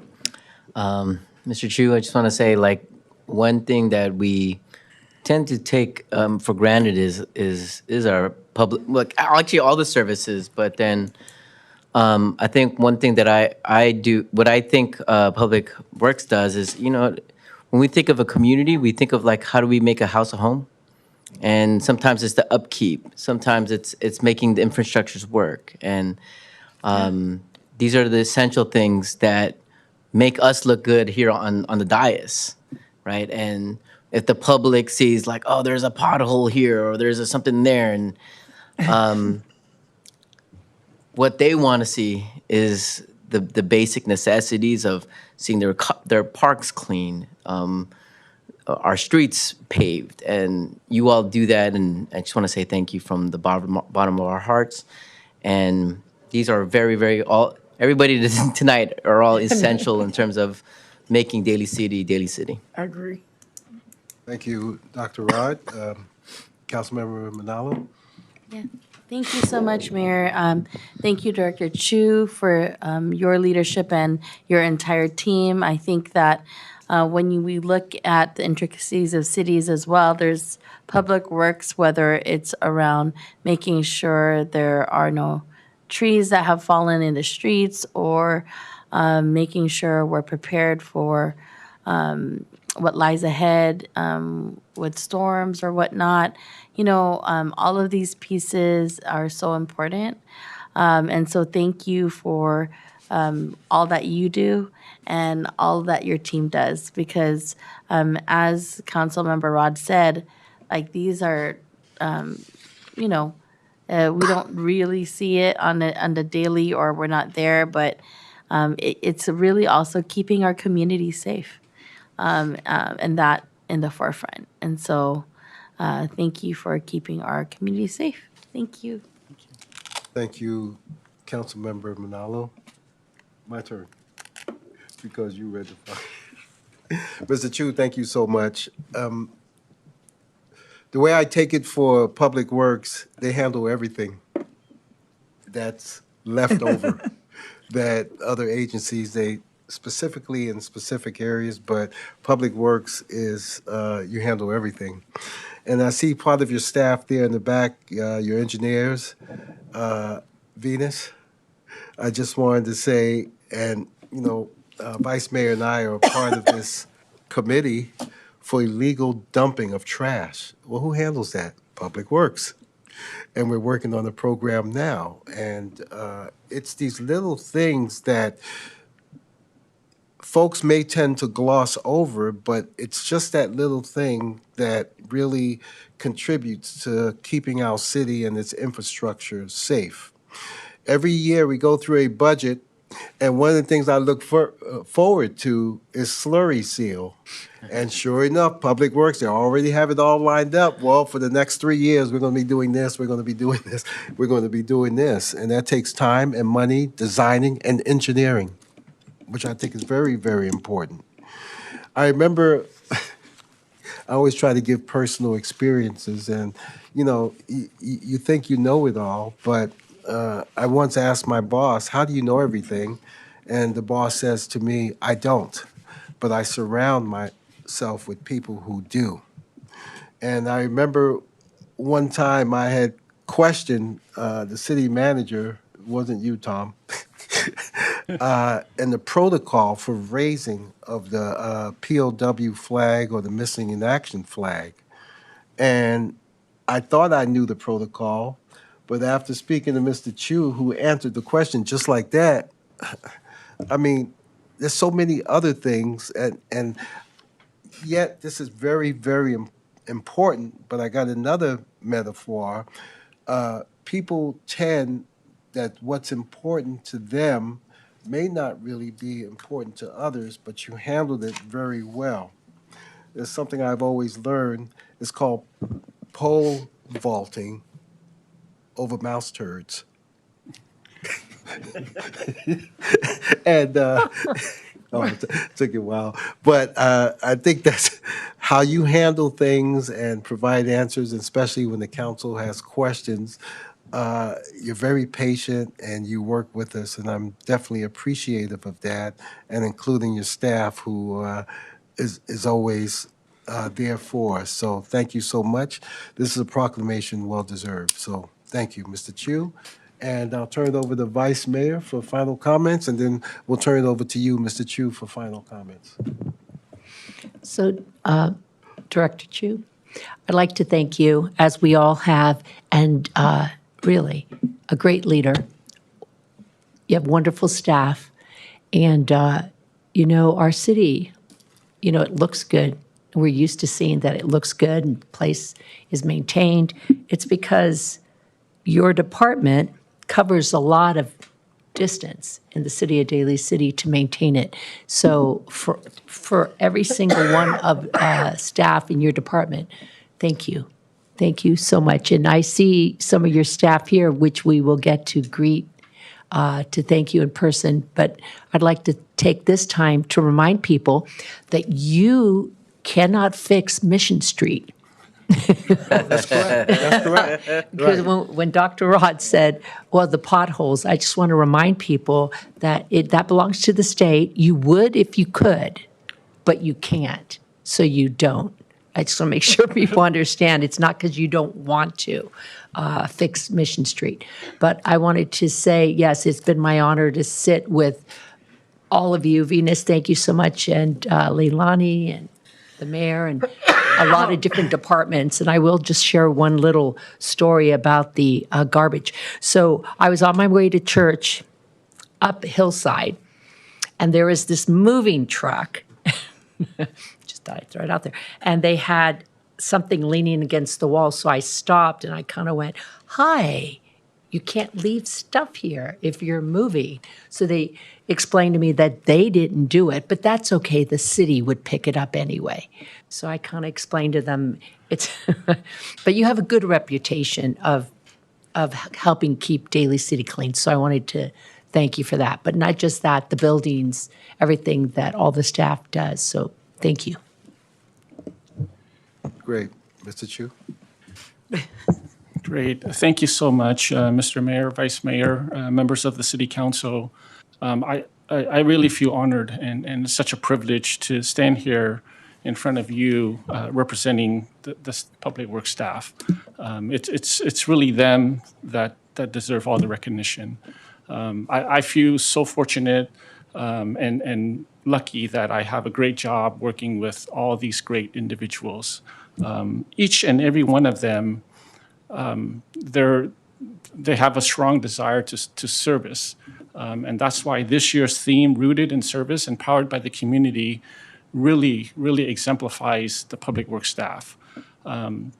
They don't do this for recognition. They do this just because they have a personal satisfaction to serve the community. And that's what drives them. That's why this year's theme, Rooted in Service and Powered by the Community, it is the community that drives all of us in terms of doing what we do. And just a little bit in terms of public works, there's several sections in public works. Many of you mentioned we have our parks group that maintains all of our parks, everything that's growing and green. It's under our parks group. We have our streets that takes care of our streets, traffic signs, traffic signals, street lights. That's all under our streets department. We have our fleet services that often gets overlooked. They maintain all of the city's vehicles and equipment, making sure they're in good shape for use for all the emergency responders. That's all under our fleet services. And then also our building maintenance staff, they have the biggest challenge in terms of maintaining all of our facilities. Many of them are in need of upgrades, and so it's very challenging. They're doing MacGyver things to keep things moving, keep things working. So, in addition to that, we have our engineering staff who's responsible for our CIP program, private development, and all of our permitting in the right-of-way. And then last but not least, our admin staff. They are the ones that keep us going, making sure we do the right paperwork, all of those things. So it really is a pleasure of mine to be here representing all of them. Their staff here, all the way from our custodial staff, those are the ones that are really behind the scenes. At nighttime, when everyone's gone, they're here cleaning up and emptying the trash, all of those things. And what I've always mentioned to staff is, if there's no news, that's really great news because we're doing our jobs, making sure that the public can go about their daily lives, getting to where they need to get to, and playing in our fields and playgrounds and not get hurt. That's a real big accomplishment in terms of us maintaining all of our facilities in a safe manner. Really want to acknowledge you all, as well as the city manager, in terms of all the support you guys have provided and the confidence you provide in public works. We couldn't do what we do without all of you. And then also water, wastewater, we work very closely with them as well in terms of being in the public right-of-way. So thank you so much. It really is a privilege, and I appreciate all the recognition. Thank you. Thank you, Mr. Chu. And with that, we'll present. Yeah. Oh, yeah. committee, so we won't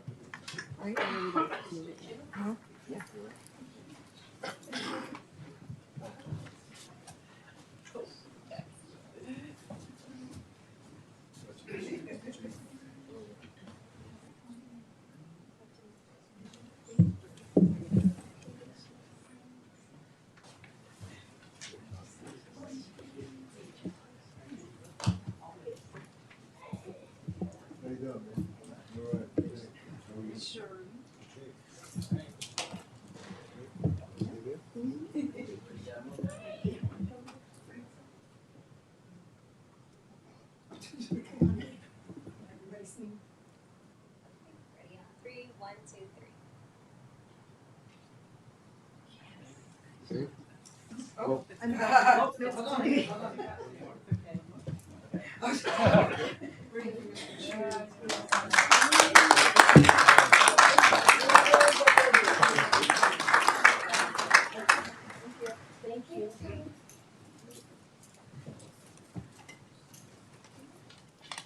Engineers too. Right.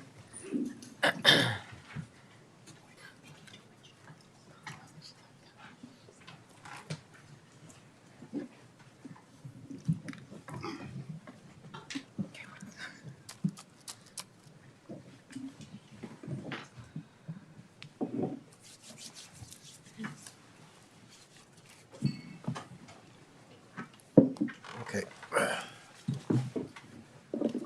All right.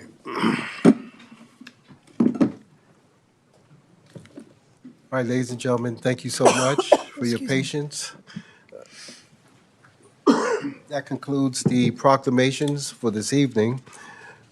I'm going to move on to the next item on the agenda, which is the approval of the minutes for May 11th, 2026.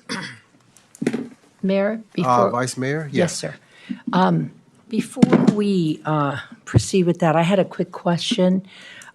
During our last meeting, when Rose spoke on the items that we discussed with regards to Councilmember DiGiovanni, I looked at the minutes and something was missing. There was a couple comments that I was concerned that were not on the notes. And if you recall, you mentioned, and I got concerned about it, that's why I'm bringing it up. You had mentioned that you were not given an opportunity to defend yourself. You said it twice. And it wasn't in the minutes. And I thought that that would be important to have it in the minutes, right? Yeah, thank you. But the only conflict, the only conflicting part would be, because I thought it was important, that would be there, but you had mentioned, Rose, that she did. So I just wanted to make sure, because I wouldn't want that to be an issue. Point of clarification. So the point of clarification is I didn't because I was under medical. So even though you guys had set the date between that interim part is when I went into cardiogenic, I had the cardiogenic shock and things were, that's why I sent that letter to the city clerk to read out loud about my medical condition, and that if I had, there's no way I would have probably, I'm not exaggerating, I'm being hyperbolic, I would have died here. So it was pretty serious. I understand. So to say that I had, You did, but you said when you you get the didn't have- opportunity, Yeah. but nobody foresaw my the extreme of really almost dying. Yeah. So. No, I just wanted point But of then, clarification. so there was not a rescheduling or anything, but that's why the city clerk read that letter. And then that's the only thing I could get so that you guys would know that I wasn't just being, I didn't want to be dismissive or disrespectful, but it was a serious health issue that it's valid. It's valid. It's not anything, yeah. Well, I know you're not questioning that. No, I wasn't questioning that. I was just concerned because, can I ask Rose just the process? Because she did say, I was concerned about her stating that she wasn't able to defend herself. So does that mean as well that when there was all the meetings and the investigations and all that, she wasn't given a chance? No, but I think I can clarify. Okay. So at the last meeting, you want minutes to reflect that there was discussion that Councilmember DiGiovanni had indicated that she didn't have an opportunity. Twice. And within that discussion, when asked, it was noted in the record that she was given the opportunity. But yes, there was other issues with regards to her medical conditions, but the record does reflect she was given the opportunity. There was an opportunity to be interviewed, and she had rejected to be interviewed, declined to be interviewed during the investigation, as well as when we had the notice for the hearing. So you want the minutes to reflect that was stated on the record. Correct. Okay. Yeah, I just think it's important that it be recorded, Okay. So but is it clarified. to be clarified? So would it be clearer, Madam City Clerk, to have it verbatim as it pertains to that particular section? Because I don't know exactly what was stated. It could be verbatim, but usually we don't do that in the minutes. We try to summarize what No. has been said, so we can look back and add what you suggested, not given the opportunity to respond. And No, she said she was twice. She was not able to defend herself, and so that was my concern. Yeah, at the censor hearing, I was not able to defend myself because I was unable to be here. And then, yes, and But then that's okay. That's what was stated. Whether we're not medical. talking about the substance here, what was stated is not the interview part or any of that. okay. It's So what the- was not stated, It was But the it wasn't censor. clear. we want the minutes to reflect The censor hearing. that there was discussion that Councilmember DiGiovanni stated that she did not have an opportunity, but what was actually stated And at most the everybody meeting gets due was that she process. was provided the opportunity because it was a noticed hearing. The minutes reflect that, regardless of Yeah. whether or not you believe that you Correct. didn't have the opportunity. But the minutes will reflect that the we can- opportunity was provided because there was a noticed hearing. For the interview, but not for For the interview and for the actual censure hearing. you were noticing me, but I could not medically be here. That's so correct, for but me, there was a how can you notice. defend yourself? I'm not going to get into it right okay, now. here's what we're going to do. But I'm listening to all sides here, and I do know from the past that sometimes the city clerk, and it's been known that we do not put everything verbatim into the minutes as to what's transpired. If that would happen, the minutes would be extremely long. However, the vice mayor brings up a point, and she just wants a clarification and documentation as to what transpired. So I know we have the technology nowadays. We can bring up the meeting on YouTube and capture the conversation just on this regard. I guess Madam City's Attorney's report and what was subsequently said during the meeting, and we can document that portion of it and adjust the minutes to include the information, because what I'm hearing is the vice mayor, you don't see all the particulars as to what transpired in the meeting, and you would like to see that. I think at your request, that possibly could happen, because we can go on and go back and forth and debate. I said this, no, I didn't say that, no, this is what I meant. How about if we get verbatim as to what was said during the meeting? That sounds good. Like I said, I was just concerned. The statement concerned me. 'Cause I Okay. wanted Yeah. to make All right. sure that everybody has a chance to defend themselves. Okay, and then good. Hold on, Councilmember Okay. DiGiovanni. Councilmember Manalo? Thank you so much. I think, Vice Mayor, you may have not been on council yet, but there was also opportunity for, I think, defending the admonishment, right? And as far as also being interviewed in that regard.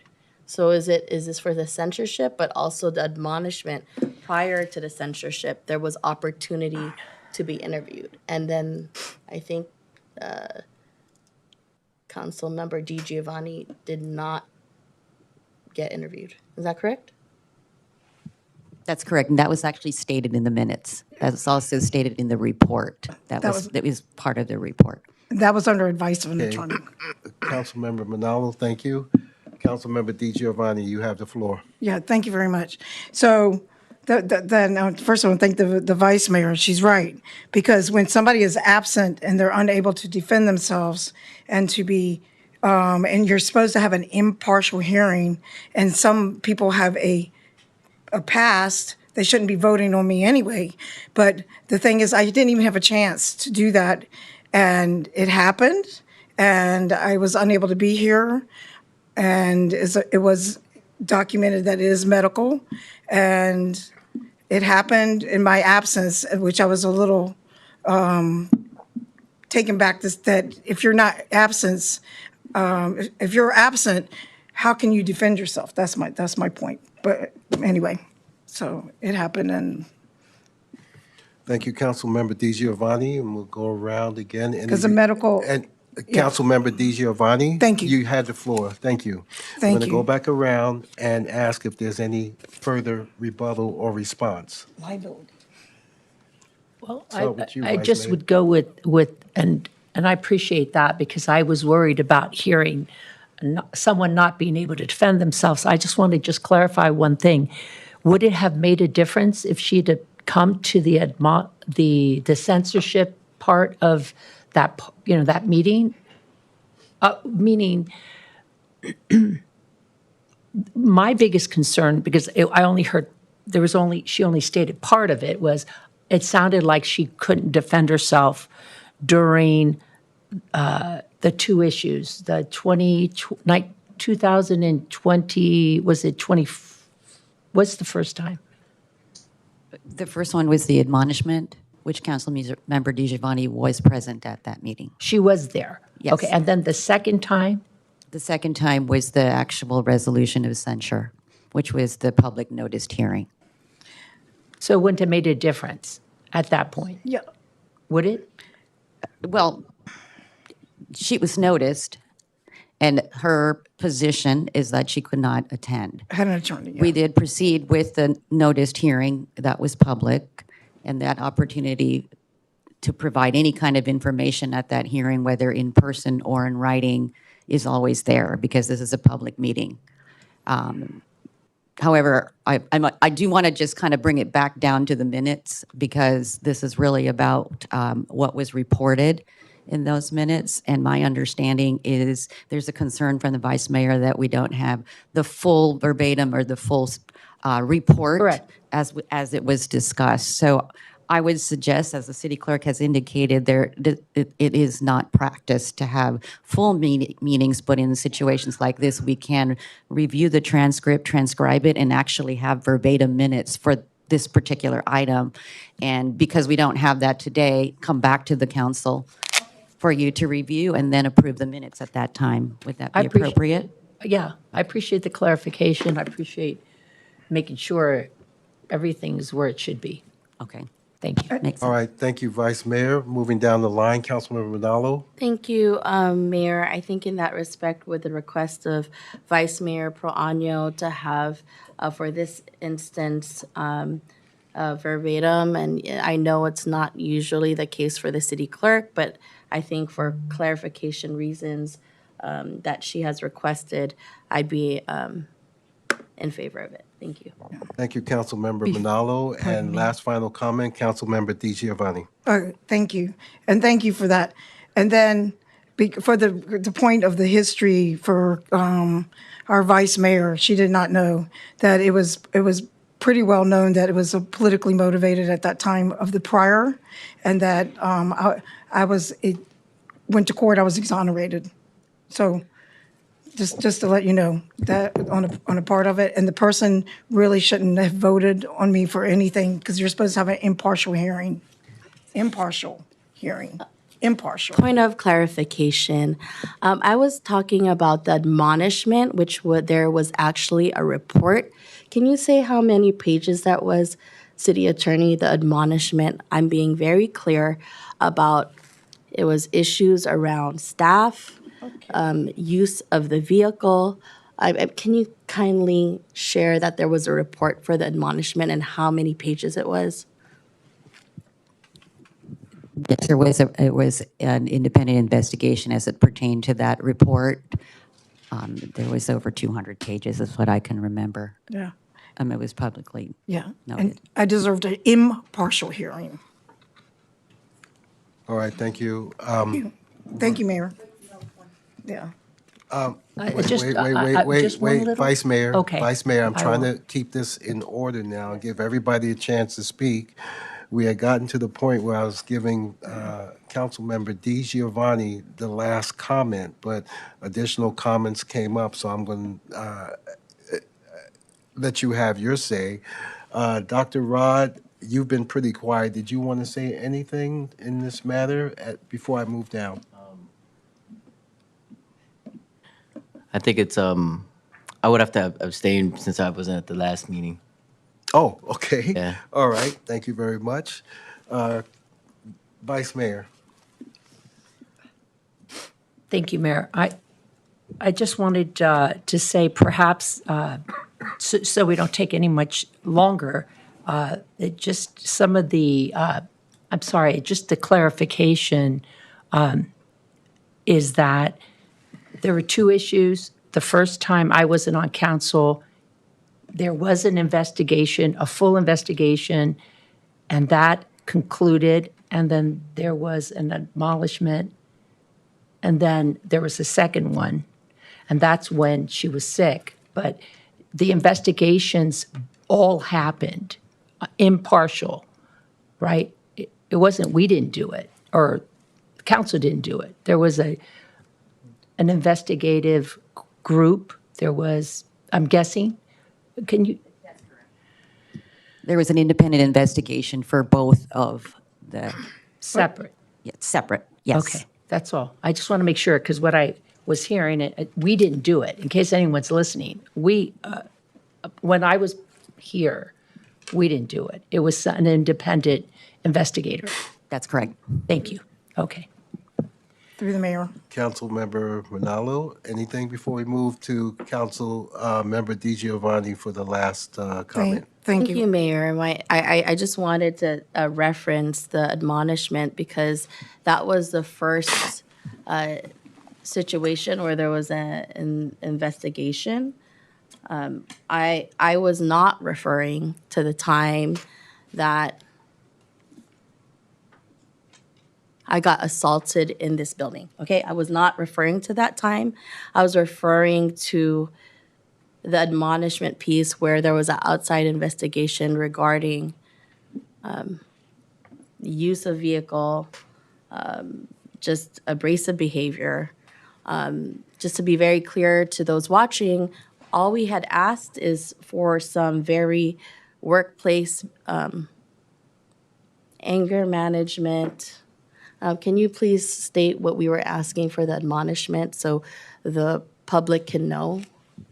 Sure. The I'm going to rehash. resolution of admonishment included to have, and this was actually, it was an admonishment, so it was to have anger management training, workplace harassment training, to have those set up, and to have an apology as well as to be recommended.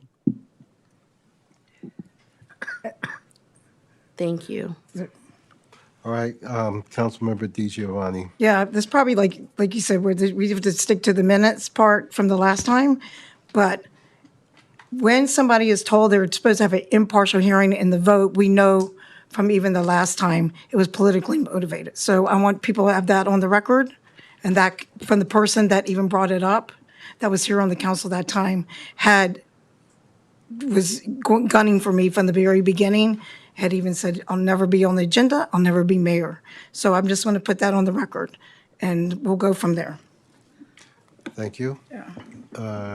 Dr. Rod, before I make the final 'Cause- comment.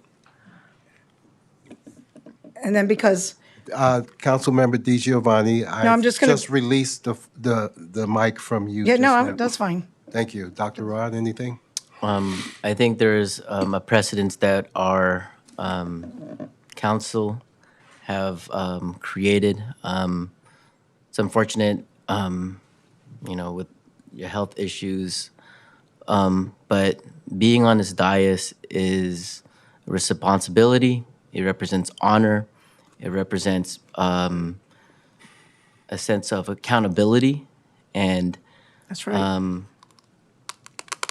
we already set out some groundwork for things that need to be addressed. And Councilmember DiGiovanni, hopefully there's a sense of humility and a sense of accountability to meet the expectations that we as a council have put out. Thank you, Dr. Rod. All right, listening, and I take high regard to the legal aspects and the advice of our city attorney. What precipitated this conversation was, and city attorney, please correct me if I'm wrong, was at the request of the vice mayor that the meeting minutes to which we are attempting to approve at this time did not contain verbatim information as to the discussion pertaining to the issue of Councilmember DiGiovanni. Whether it's the history, whether it is the past investigations, and obtaining further clarification as the vice mayor has requested, in addition to additional events that occurred that has been mentioned, whether it's regarding assault, that I feel we do not know until we get the verbatim of the minutes as requested from the last meeting. Then, once we get the verbatim information, then we can go into further details, such as the clarification and the independent investigation and all other aspects. But as I said earlier, we can continue to have this discussion, but we're going to go round and round and round. We need to get the verbatim discussion that transpired at the last meeting. So that's where I'm going to leave it there. Madam City Attorney, was that pretty much on the right end? That's accurate, yes. Yeah, it Thank you. sounds like, just for clarification, that the request from, as indicated by the vice mayor, is to have more complete minutes, which are more the verbatim minutes or transcription before they can vote on the approval of the official record of the minutes. Very good. Thank you very much. If I may, does that include verbatim what the city attorney said, or verbatim what Councilmember DiGiovanni up to you. You're making a stated request. and other members of the city council? Since I'm the one requesting it, thank you so much, City Clerk. I'd like to see it from because it's all connected, from what our city attorney started talking about it to the completion, so that it's all included. Thank you, and I appreciate that clarification. And clarification, it is with regards to the status in regards to the implementation of the resolution of censure, because it's under committee reports, so there was other committee reports, but it would be significant to this. All right, great. So the motion on the... Okay. As per city attorney, this matter for approval of the minutes will be continued to the next meeting, and it's at that time we can approve the minutes of today. Approve the minutes of the previous meeting, which would be, was it May 14th? April, May 11th? Yes, May 11th. Thank you so much. All right, thank you. Thank you. All right, the next item on the agenda is item number 7, approval of the agenda. Motion to approve? We have a motion by Councilmember Manal to approve the agenda. Is there a second?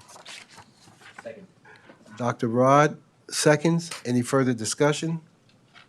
All those in favor of approving the agenda for this evening, say aye. Aye. Any opposed? Any abstentions? Okay, the agenda has been approved.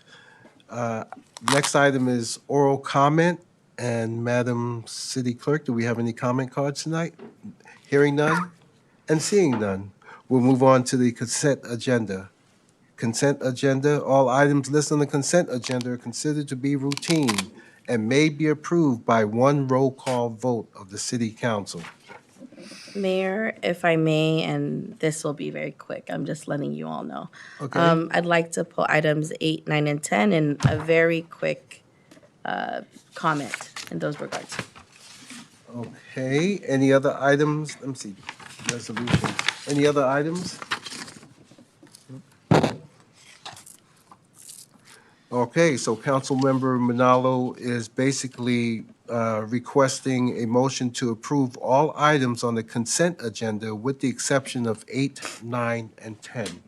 May I have a second, please? Second. Second by Vice Mayor. Any further discussion?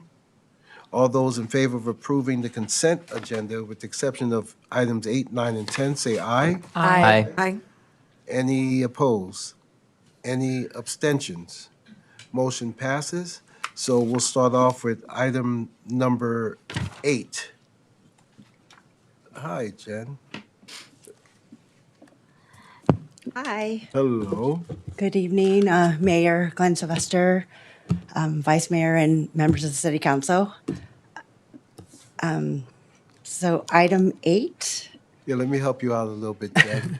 Councilmember Manalo, is there any specific part, or you just want? No, her to go- if I can even make a motion to approve 8, 9, and 10 altogether. Oh, okay. I think that in respect to this program, it's very important for it to be highlighted on the great work that you're doing.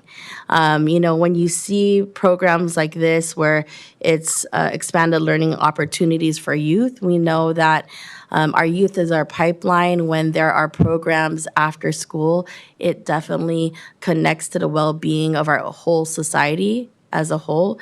And so seeing that we are having these opportunities with the Brisbane School District, also with Jefferson, of course, Elementary School District, in which I graduated from, and also the South San Francisco Unified School District, it just shows that we're looking at a very comprehensive way to support our children in the area.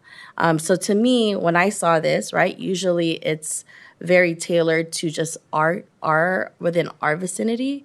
I know that Panorama is right there in Daly City, but is in the Brisbane district. But also understanding that there's South San Francisco Unified, that's also in Daly City. But this cross collaboration is so important within the districts that are coinciding or crossing over within Daly City. And so that was basically it, short and simple, Mayor. I think that it's great work that our staff is doing, making sure that there's opportunities for our youth. We need it. We know more than ever that there's a correlation when there is opportunities, whether it's after school opportunities, learning opportunities, that, we have a more engaged society and more young people that, are able to expand their horizons. Thank you. So with that, I make the motion, Mayor, and happy to have a second. All right, thank you, Councilmember Manalo. Prior to, I have your motion on record, Councilmember. Is there any other comments pertaining to items 8, 9, and 10 from anyone else? All right, so hearing no other comments, Councilmember Manalo has made a request to approve items 8, 9, and 10. Who would second? Second. Second by the Vice Mayor. Any further comments? All those in favor of approving items 8, 9, and 10, say aye. Aye. Opposed? Any abstentions? The motion passes. Thank you very much, Jennifer. thank you. That was easy, huh? Thank you, Councilmember Manalo. All right, that's the end of the consent agenda. The next item is public hearings. Item number 16, adopt resolutions to approve the updated 2025 water shortage contingency plan and the 2025 urban water management plan. Mr. Cosgrove. Thank you. Does any of the council members would you like hard copies? Yes, Yeah. please. Thank you.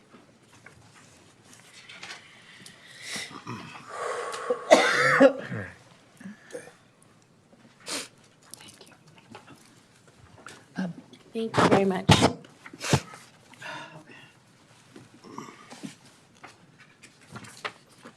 Adopt resolutions by roll call vote.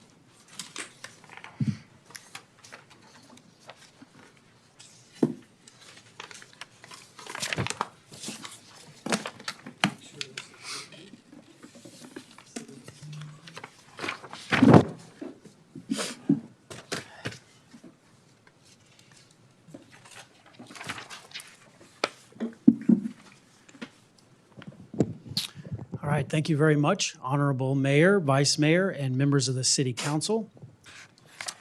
This item is a public hearing for updates to a water shortage contingency plan and our urban water management plan. With me tonight from the department is our Chief of Operations, Greg Kraus, our Assistant to the Director, Kyla DeFries, also our Assistant Chief of Operations, Frank Ascaris, and then our engineering consultant, Jeff Tarantino of Fryer and Loretta. So the purpose of tonight's public hearing and of these documents is, first, I'm going to give you an overview of the water shortage contingency plan and the urban water management plan updates. There will also be a review of the required adoption procedures for them.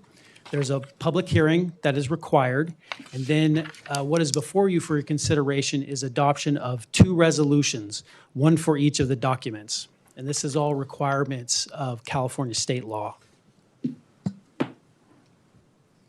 So first, the water shortage contingency plan. The water shortage contingency plan, it's a requirement of California state regulations. All urban water suppliers are required to adopt a water shortage contingency plan as part of the urban water management plan. It is a proactive guide to help us in the city prepare and respond during water shortages, like droughts, for instance, extended droughts. And these documents, as I mentioned, these are updates. And really, there was minor changes that was made to both of these documents from the original one that was approved by this council in 2021.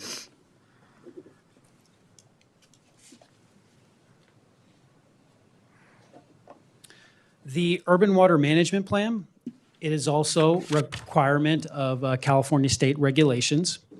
It is a requirement that every urban water supplier that either provides over 3,000 acre-feet of water annually or serves more than 3,000 urban connections is required to submit an urban water management plan every 5 years. Suppliers must have a current urban water management plan on file to be eligible for any water grant or loans administered by the California Department of Water Resources and the State Water Resources Control Board. And the plan is required for urban water suppliers to support long-term water resource planning. And again, minor changes were made as part of this update to the document approved by the council in 2021. I wanted to highlight one of the main parts of the urban water management plan is analyzation, a review of the reliability of our water system and our water supplies and the demands of the city of Daly City. And the state of California, as part of the regulations that created these documents or required the creation of these documents, had a target that every urban water supplier was to have no more than 124 gallons per person per day.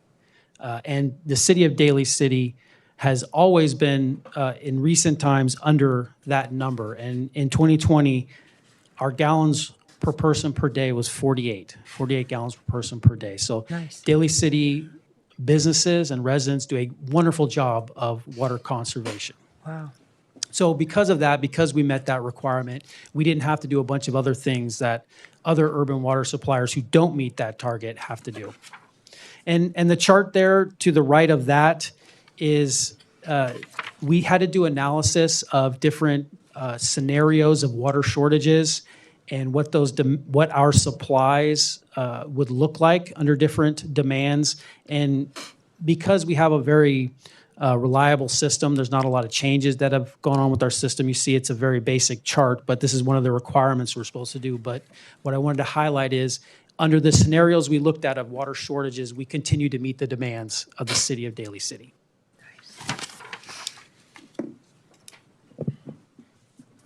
So the timeline for these documents tonight, before you are the documents and the public hearing. So the public has an opportunity to provide any comments. That's tonight. Then June 8th, or over the next few days, by June 8th, we will finalize the resolutions. And then we need to turn in both documents to the Department of Water Resources. That's with the state. We need to turn that in by July 1st. That's the deadline per the requirements. And this is my final slide. So I'm happy to answer any questions that you may have, but I just have on this slide the action items, which is to open the public hearing, conduct the public hearing, then close it, accept comments and then close it. And then, as I mentioned, there are two specific actions that are under consideration by you. And those are to adopt the water shortage contingency plan and the urban water management plan. And again, happy to answer any questions. I just had a quick question. Thank you, Mr. Cosgrove. I'll turn it over to Vice Mayor. You have a question. Thank you. Yes, thank you, Mayor. Just a quick question. When we've had on and off droughts through the years, when we are in a drought situation, is it the same? Is this 124 target, is it the same, or does it change? What that chart is showing is that demand roughly stays the same during a drought. And what happens is our main water supply from San Francisco PUC regional water system will be reduced because of their requirements during a drought. And we're able to, because we have an access to a groundwater source here, the West Side Basin Aquifer, we're able to supplement that water and continue to meet the demands. That's what that analysis is showing. Okay, thank you. Mm-hmm. Thank you, Vice Mayor. Any other questions? Thank you, Mr. Cosgrove. I have no question. Oh, one question. What street is that? That is from our, let's see, I don't know the specific street, I have to okay. tell you. I know where that is. Oh, okay. Or maybe I do. That isn't when you guys were fixing Westlake Avenue, is it? I'm thinking around that neighborhood. I believe that's from our recent project that was Santa Cruz, San Diego, also included some of Guadalupe. So I Okay, think that may be Santa Cruz or San Diego, but so it wasn't too. Yeah. No, it's a tremendous amount of work. When I see that big trench there. Okay, any other questions before we move on? What I'd like to do now is open this to the public for any comments on this matter. Madam City Clerk, any cards?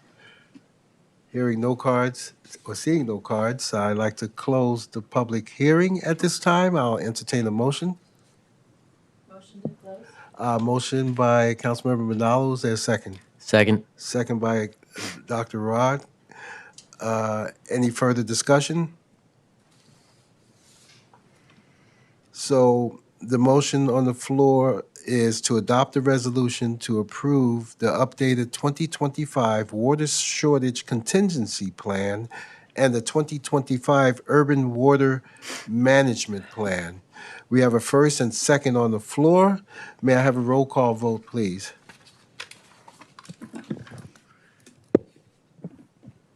Is it an actual motion for? For item resolutions? number 16, motion was made by Councilmember Manalo, was it Councilmember Manalo, and second by Dr. Rod. Yeah.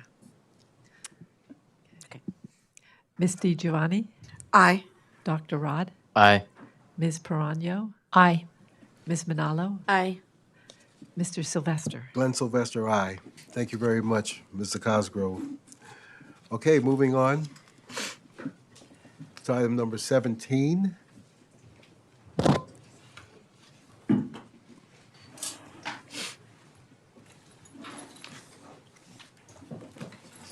It's really cool. Thank you, Mr. Cosgrove. Oh, thank you.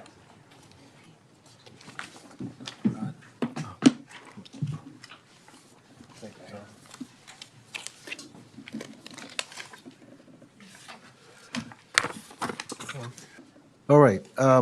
Item number 17, compliance with new legal obligations. And this is in regards to public hearing on the City of Daly City vacancies and recruitment and retention efforts. As per Assembly Bill 2561 in the Government Code Section 3502.3. Staff, we have the Director of Human Resources, Ms. Natalie Sakal. And I see the chief up here as well, so, folks, you have the floor. Oh, Josh, you gonna be here too? Oh, okay, where's Mr. Chu? No, I'm just, I get it. You got an extra chair there. All right, Ms. Sakal, you have the floor, please. Good evening, Honorable Mayor, Vice Mayor, and members of the City Council. This evening, I will be presenting the status of the City of Daly City vacancies and recruitment and retention efforts in fiscal year 2026, as mandated by Assembly Bill 2561. I am joined by Police Chief Cameron Christensen and Director of Water and Wastewater Resources Joshua Cosgrove. As background, this presentation satisfies the obligations of Assembly Bill 2561 that are codified in Government Code Section 3502.3 of the Myers-Milius-Brown Act. The obligations under the law apply to all public agencies, cities, counties, and special districts that are subject to the MMBA. Effective January 1st, 2025, Government Code Section 3502.3 was added to the Myers-Milius-Brown Act. This government code requires public agencies to hold public hearings before the governing board and report at least once per fiscal year on the following: 1, the status of vacancies; 2, recruitment and retention efforts; and 3, any necessary changes to policies, procedures, and recruitment activities that may lead to obstacles in the hiring process. If the governing board will be adopting an annual or multi-year budget during the fiscal year, the presentation shall be made prior to the adoption of the final budget. This new legislation addresses the issues of job vacancies in local government and the impact of vacancies on an agency's ability to deliver public services and consider employee workload. Additionally, if the vacancy rate within one fiscal year is at least 20% in a bargaining unit, additional obligations may apply. For example, if the number of job vacancies within a single bargaining unit meets or exceeds 20% of the total number of authorized full-time positions within one fiscal year, the public agency shall, upon request of the recognized employee organization, include all of the following information during the public hearing. 1, the total number of job vacancies within the bargaining unit. 2, the total number of applicants for vacant positions within the bargaining unit. 3, the average number of days to complete the hiring process from when a position is posted. And 4, opportunities to improve compensation and other working conditions. As the city does not have a vacancy rate within one fiscal year that is at least 20%, this information does not apply to us. Our agenda for this presentation will include workforce information, vacancy information, recruitment information, hiring issues, recruitment efforts, and retention efforts. The city has 366 total budgeted authorized full-time positions in employee organizations represented by unions. Please note this does not include executive management and unrepresented employees. On the slide include all city departments: the Office of the City Attorney, Office of the City Clerk, Office of the City Manager, Economic and Community Development, Finance, Fire, Human Resources, Library, Police, Public Works, Recreation Services, and Water and Wastewater Resources. This slide shows vacancies created within fiscal year 2026, July 1st, 2025 through April 30th, 2026. The top row shows the number of vacancies by month created in fiscal year 2026. The next row shows the number of vacancies filled followed by the number of remaining vacancies, the number of full-time employee budgeted, and the percent of vacancies in each month in this fiscal year. The average percent of vacancies, the highest percent of vacancies, and the lowest percent of vacancies are summarized below the chart. The average percent of vacancies at the end of each month was 3.01%. The highest percent of vacancies at the end of a month was 4.64%, and the lowest percent of vacancies at the end of a month was 0.27%. This slide outlines the vacancy information by bargaining unit. If you are looking at the table, you will see the following sections in the blue-gray. Number 1, the number of job vacancies created in fiscal year 2026 by bargaining group. Number 2, the percent of vacancies created in fiscal year 2026. And number 3, the number of budgeted positions. I wanted to highlight that the requirement under the government code is to report on the vacancies within one fiscal year. While it is not required under this regulation, the city is also providing the total number of vacancies by bargaining unit so the council can see the total number of vacancies to date for a more accurate look at where the city is to date with total vacancies for transparency. As you can see in the slide, no bargaining unit exceeded the 20% vacancy rate for vacancies created in fiscal year 2026. However, when we look at the total percent of current vacancies in a bargaining unit, which is in the yellow columns, Local 39 operating engineers, the Police Officers Association, and Teamsters Police Assistants exceeded 20%. Please note that the number of vacancies created is calculated based on the number of vacancies created and the number of positions filled from July 1st, 2025 through April 30th, 2026. The percent of vacancies created is calculated based on the number of vacancies divided by the number of budgeted positions. This slide provides a general overview of information on recruitment and hiring process steps. First step is the vacancies created, followed by the recruitment requisition, which is processed by the department. The job is posted on CalOps and any other requested advertising sources. Applications are screened. A candidate completes the written or practical exam. A candidate completes a panel oral exam. The candidate completes an internal department interview. Following the establishment of an eligibility list, the candidate is selected. A conditional job offer is made. The pre-employment process begins, and the job placement occurs. This slide shows more recruitment information and statistics. First, it shows the total number of vacancies filled from vacancies created during fiscal year 2026, which was 5. Then it lists the number of vacancies filled by an existing eligibility list, which was 0. Then it lists the number of vacancies filled by a new external/internal, or what we call open recruitments, which is 2, and the average number of calendar days to fill a vacancy, which was 46. Then it shows the number of vacancies filled by a new internal-only recruitment, which was 1, and the average number of calendar days to fill vacancies was 33. Lastly, it shows the total number of remaining vacancies as of fiscal year 2026 through April 30th, 2026, which is 17. Of the 22 vacancies created in fiscal year 2026, 5 were filled. This slide shows how those positions were filled and the average number of calendar days to fill the vacancies. Next, we're moving on to hiring issues. The city reviewed applicable policies, procedures, and recruitment activities to identify any potential obstacles in the city's hiring process. We identified the following potential obstacles. First was the pre-employment/background process. The second was advertising, and the third were outdated job specifications.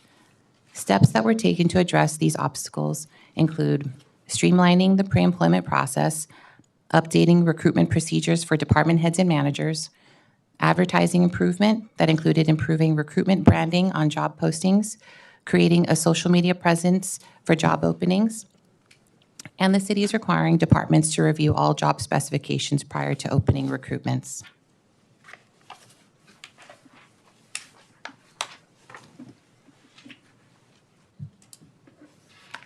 This slide on recruitment efforts shows that all of City of Daly City recruitments, both external and internal, are posted on CalOps. As background, CalOps originated as a collaborative effort by a small group of California cities to create the first dedicated web-based job board for public sector employment. The platform is owned and operated by over 85 public agencies throughout California and is managed by the City of Foster City. Daly City has been a member since 2007. The purpose of CalOps was created to make it easier for applicants to find and apply for public agency jobs and receive automated job alerts at no cost. The second was a target audience, designed by and for public sector agencies, cities, counties, and special districts looking to hire talent in California, and local scope, highly utilized in the Bay Area and across California for local government recruitment. In addition to posting on CalOps, the city sends all job announcements to local agencies via email, and we advertise internally by department distribution. As previously mentioned, while it is not required under this regulation, the city is also providing the total number of current vacancies by bargaining unit, so the council can see the total number of vacancies to date for a more accurate look at where the city is to date with total vacancies. For the next two slides, I will hand it over to Chief Christensen to discuss recruitment and retention efforts for police officers and police assistants. Good evening, Council. I'll use this opportunity also just to provide a brief update on our current staffing levels, as you saw some of the numbers in one of the previous slides, with the current Police Officer Association vacancy rate of 28 total. As you're all aware, we've maintained a similar number of vacancies in the police officer role for several years now. While it's not uncommon for us to onboard 10-plus applicants in a year, we for several years have had to contend with equal number of retirements and/or resignations, making the catch-up process a challenge. We've discussed the hiring timeline and the complexities in the past, which is an added layer of challenge. The success from hire to solo officer actually on the street by themselves is about 60 to 75% of those that we actually hire. With that said, we are now in a position where we are seeing the number of planned retirements level out to a point where our hiring efforts are slowly starting to show improvements in overall staffing numbers. If all goes well this year, we expect to end the year with 10 new police officers with 5 separations, netting a total of 5 new officers towards staffing, potentially bringing our staffing to the highest level in years, yet still well below full. Over the years, we have tried a number of recruiting efforts to include billboards, text-to-hire, local or regional postings, and others, yet those showed little to no success for either the cost or the effort. The items that are listed up on the slide are those that have proven to be most successful efforts and ones that we continue to prioritize. All active recruitments, as previously discussed, are posted on CalOps, giving anyone the opportunity to learn more about the position, evaluate minimum requirements, and apply if interested. Our hiring sergeant has access to the system and will routinely check the platform for new applicants to contact. Our recruiting team has shown by far the most success. A dedicated group of officers manage recruitment through social media and attending community and pre-academy events with a focus on hiring from within our community and regional area. The true benefit comes from the members of the recruitment team building a rapport and relationship with the candidates, ensuring the character meets department standards, as well as becoming an advocate and liaison throughout the entire hiring process. Understanding active engagement will maintain commitment and prevent them from going to other agencies.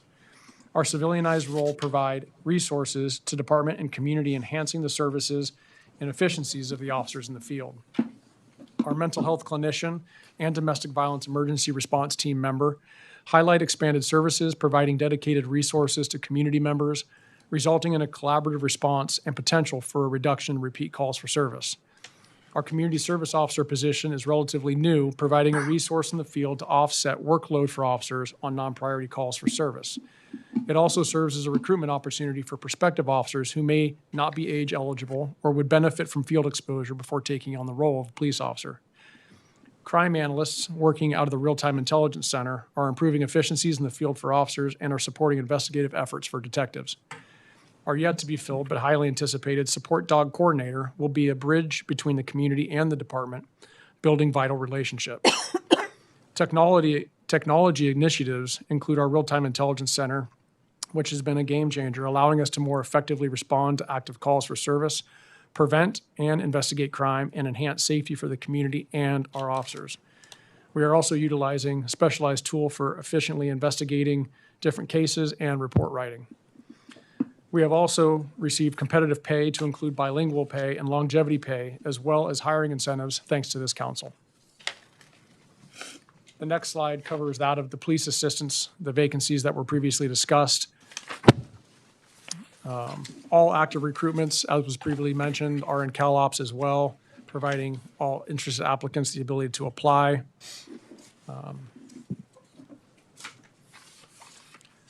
Our recruitment team, while focused on officers, also evaluates all contacts that they have in the field to fit other department positions as well.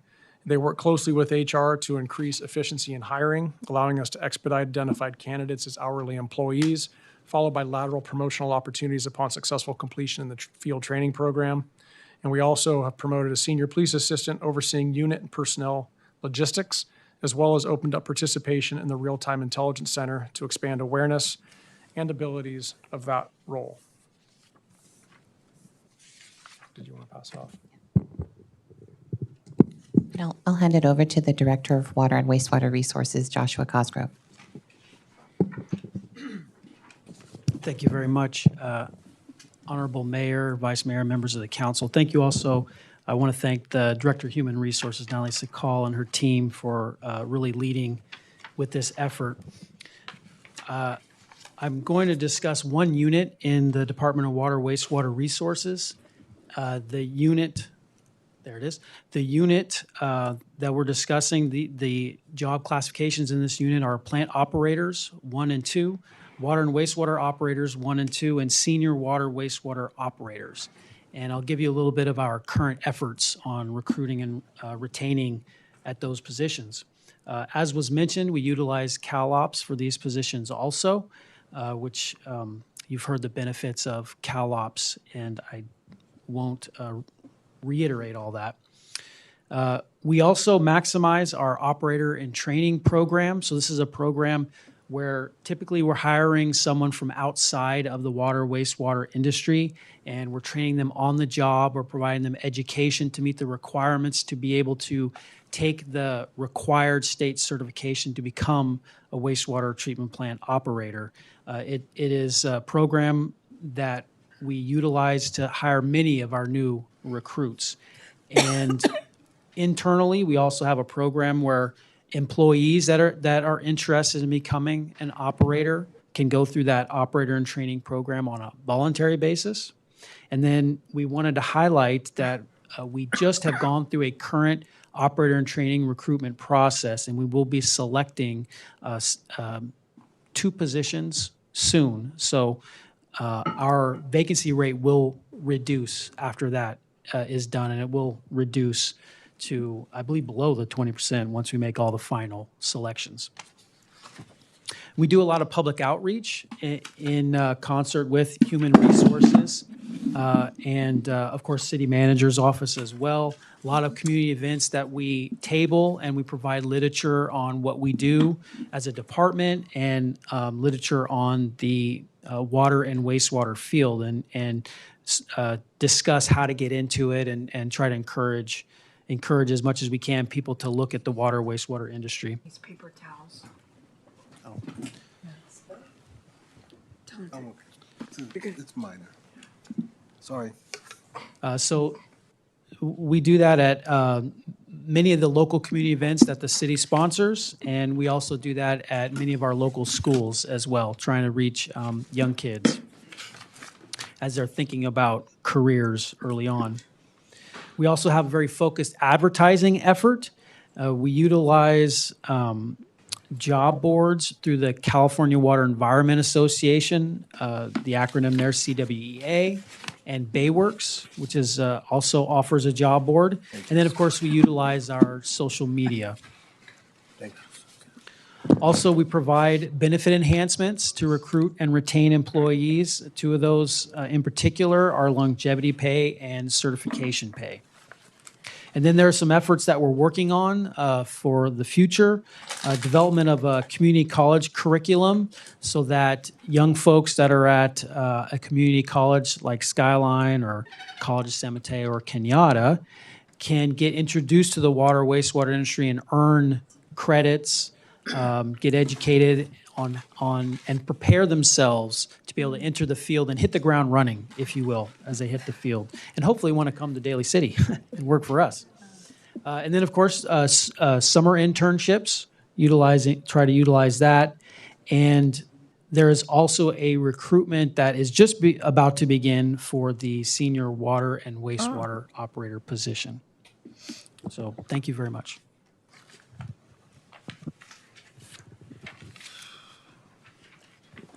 This last slide outlines retention statistics within fiscal year 2026. The total number of vacancies created and the reasons for the vacancy.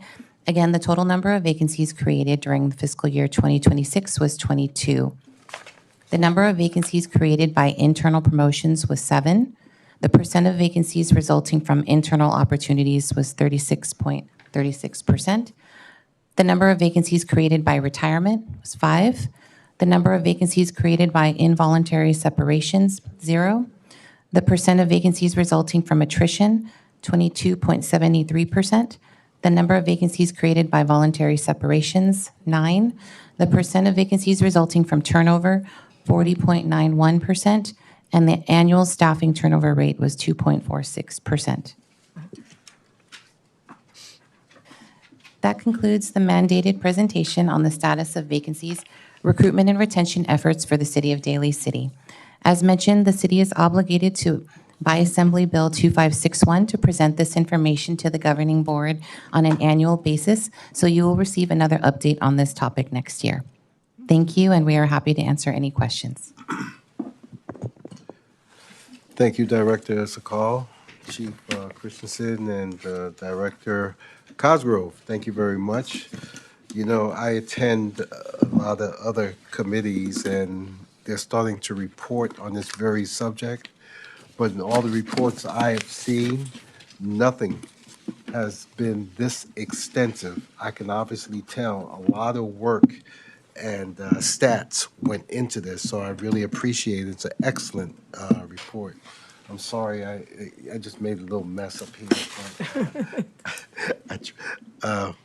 But I only have one question. We talked about recruitment and retention. And I saw in the last slide something about the voluntary separations, okay?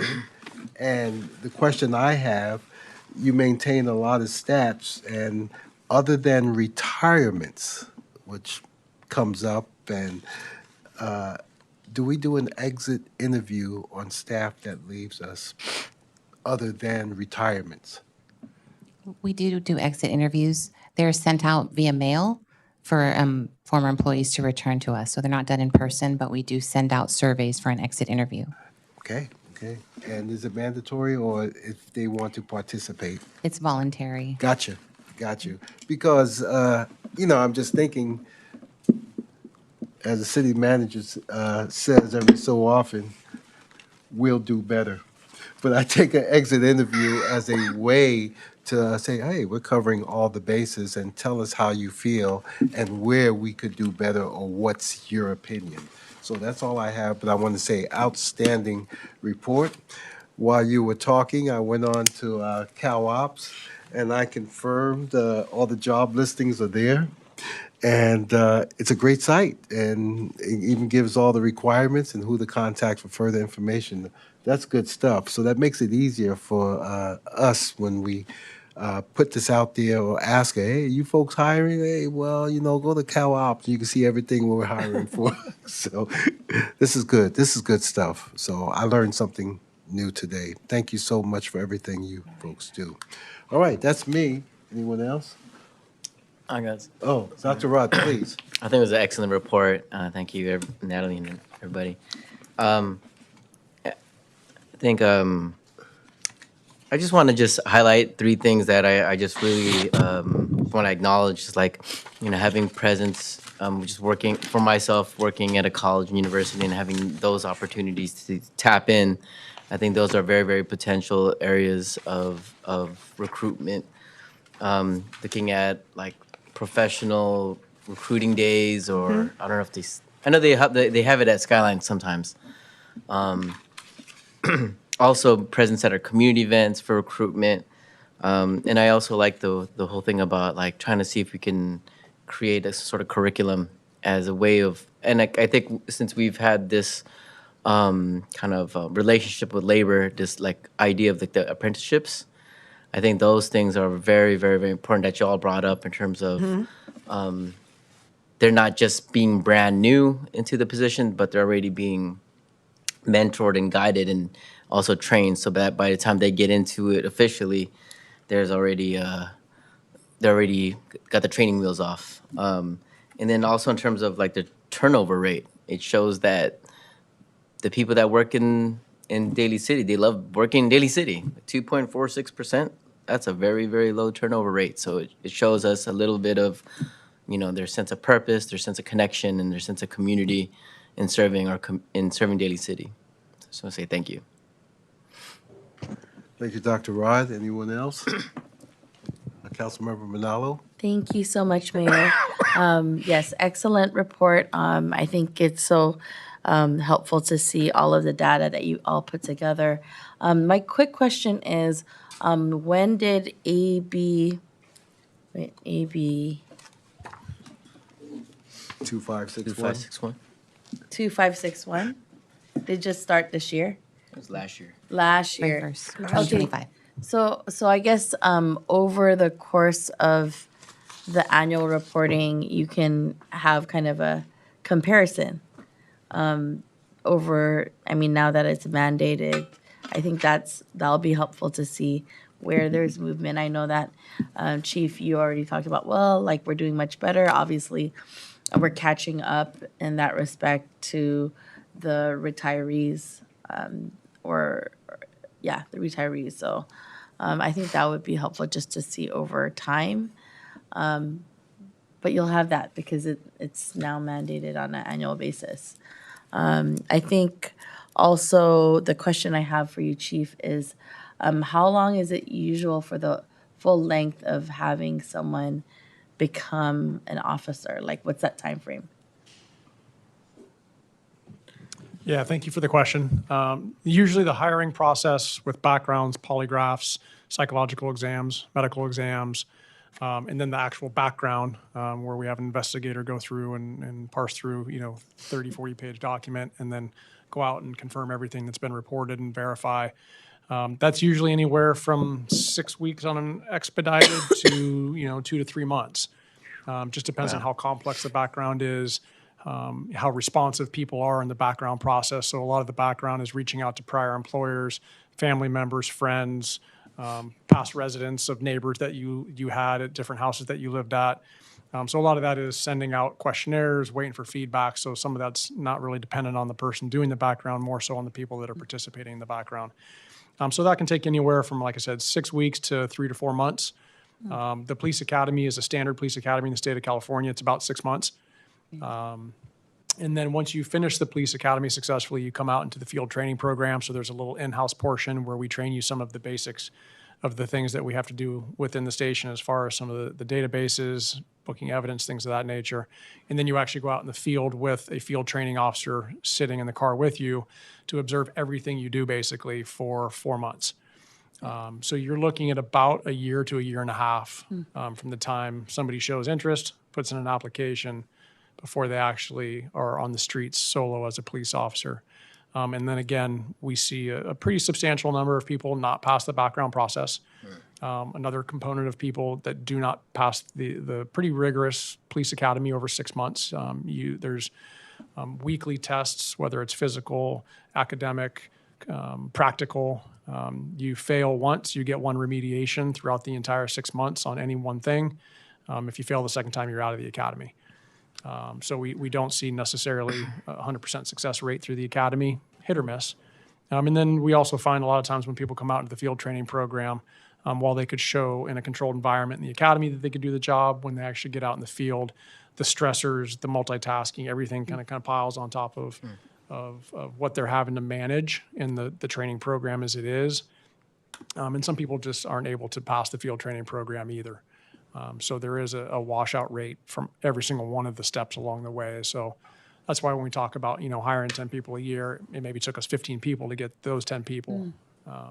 So it's a pretty extensive process. Okay, thank you. Yeah, I just wanted to understand the time frame in that. And then where are we recruiting from?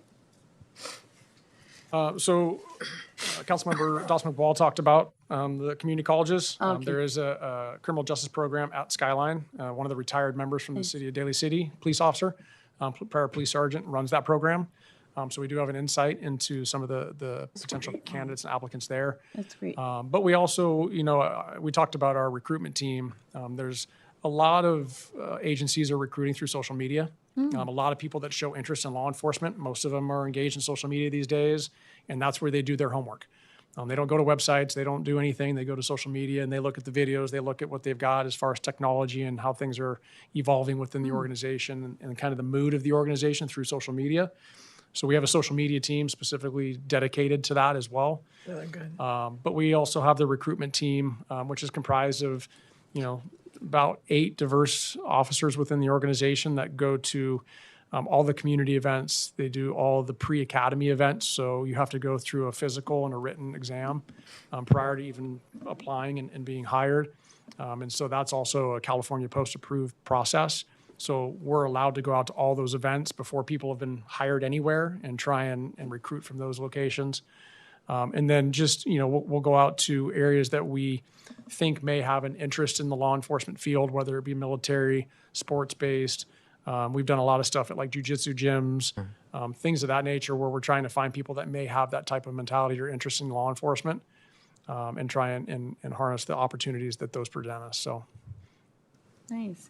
I mean, that's really interesting that social media is now like a way of like recruitment. Yeah, well, yeah. Yeah. That's what we're seeing as the biggest. Wow. Thank you. And then I think there's synonymous to also what you mentioned with the recruitment in City College and that program, right, at Cañada. And so it's like really feeder, like being able to have those programs at that level. That's great. Amazing work, Natalie. I know that you worked with all the different department heads to put this together and are like project managing the whole piece of it. So, yeah, thank you. Thank you, Councilmember Manalo. Any other questions, comments? Councilmember DiGiovanni. Yeah, thank you. I just want to concur with what the mayor said as well, because you guys done an excellent job, especially Natalie. She's done a great job being in HR, and then all of you working together. And Chief, I know a lot to be proud of because we're making headway, and then all the creative things that have been going on. You have to be creative these days because there's a lot of competition. But then they finally realized it's better at Daly City. And once they become here, I think then the reputation of Daly City really also is also a big part of it, because I think probably all of us have run into people and said, "Oh, how do you get? I wanted to apply for Daly City. I live in Daly City," and then again, what the mayor said, then you direct them at Cal Ops and just tell them they have to go through a process. So, but they're very proud, and that we should be proud as well, because even though you guys are making great progress, and you would have done it without even without legislation, because that's just who you are. So great appreciation, thank you. And also supports our community as well. So thank you. Thank you, Councilmember DiGiovanni. Anyone else? All right. So looks like, what I'd like to do at this time is open to the public for comments. Do we have any cards? No cards. I'll entertain a motion to close the public hearing. Motion to item. close. Motion by Councilmember Manalo. Is there a second? Second. Second by Dr. Rod. Any further discussion? May I have, I guess this was more than information, but it's going to require a roll call vote. So may I have a roll call vote, please, on compliance with new legal obligations regarding public hearing on City of Daly City's vacancies and recruitment and retention efforts as per Assembly Bill 2561 and Government Code 3502.3. Roll call, please. Ms. DiGiovanni, Aye. Dr. Rod, Aye. Ms. Perano, Aye. Ms. Manalo, Aye. Mr. Sylvester. Glenn Sylvester, aye. Thank you very much. All right. Thank you. Okay. The next item is item number 18, Coastal Development Permit, CDP 2023-01-24-16453 new horse stable activities at Ocean View Stables located at 2152 Olympic Way. And Mr. Michael Longhausen, see you again, sir, and you have the floor. Thank you, Mayor, members of the City Council. This is a request by the applicants, Tony Casares, Zach Layden, and they're in the audience tonight if you have any questions for them also. A request for a coastal development permit at 2152 Olympic Way. Most of the council members may be familiar with the horse stables facility there, and the applicants are requesting to make some changes to the operations, and that's what's triggered the coastal development permit requirement tonight. So yes, the horse stables, 2152 Olympic Way, shown in the aerial here, again on the west side of Skyline Drive, just north of the Thornton Beach Overlook property. These are just some street view images of the existing site, looking westward. One of the things to note in the picture is the applicants have sort of made some improvements to the property, trying to get the stables to be an environment that's family friendly, actually friendly to all ages, and providing some food activities there as well in the trailer there. The food trailer on the right side. So the description of the proposed use is that the applicant's proposing a modest in scale and function as temporary operational equipment supporting instruction, supervision, and coordination of activities. The proposal, and we'll review a site plan in a moment, includes some trailers that are located on the site, and they're actually not structured. And one of the things that we'd presented at the Planning Commission, and we'll communicate to you as well as the City Council, is that the coastal development permit usually covers structures. That's usually what the City Council reviews in these sorts of applications. These trailers that we'll show in the site plan are actually not structures, so they're not subject to our regular requirements in the Resource Protection Overlay Zone. However, they do constitute development under the Coastal Act, and therefore the City Council is required to review, and if it desires to do so, approve a coastal development permit. So they're not structured, and they're not installed on a foundation, and they're on wheels at all times. The trailers can be relocated as needed and are placed within the existing operational footprint of the facility in areas that have already been used for ranch-related activities. So the proposal does not include any sort of grading or anything like that. The areas that are where the trailers are located are previously disturbed, so nothing in terms of new earthwork is required. The use does not alter the physical characteristics of the site or expand the operational footprint, kind of said again, and then they're not attached to the ground, and they do not require any utilities to be run to them. So here's a little background on the Ocean View Stables, the historical operation as a horse boarding and equestrian recreational facility that serves the local community. As brought up in the Planning Commission meeting, this is one of the last horse stables that exists on the peninsula. There was a facility in Golden Gate Park that closed, and so this represents one of the last sort of remaining uses like this in this county. The primary use of the property will continue to support traditional equestrian uses, including horse boarding, riding training, and horsemanship instruction. And there's also incidental education and enrichment activities that may occur in connection with the equestrian instruction. So the applicant utilizes the small mobile trailers and similar equipment within previously developed parking areas of the property. This is a proposed site plan the applicant submitted to the city along with a coastal development permit. And as you can see on the, I don't know if we can maybe use the pointer, but Olympic Way to on the right side of the screen. So the trailers are on the left side of the screen, adjacent to sort of the coastal bluff area in that area. And so this is where, again, the trailers are located. And that's essentially what the coastal development permit's covering tonight. There are a number of existing structures on the property, I should mention, that would be unchanged also. Those have been placed there over the years. This facility's been there for many, many years, and a number of the structures have been added over time, and those aren't under review tonight. They're just considered existing structures. So this is a photo of the non-structured trailers looking northward from the southwest corner of the property.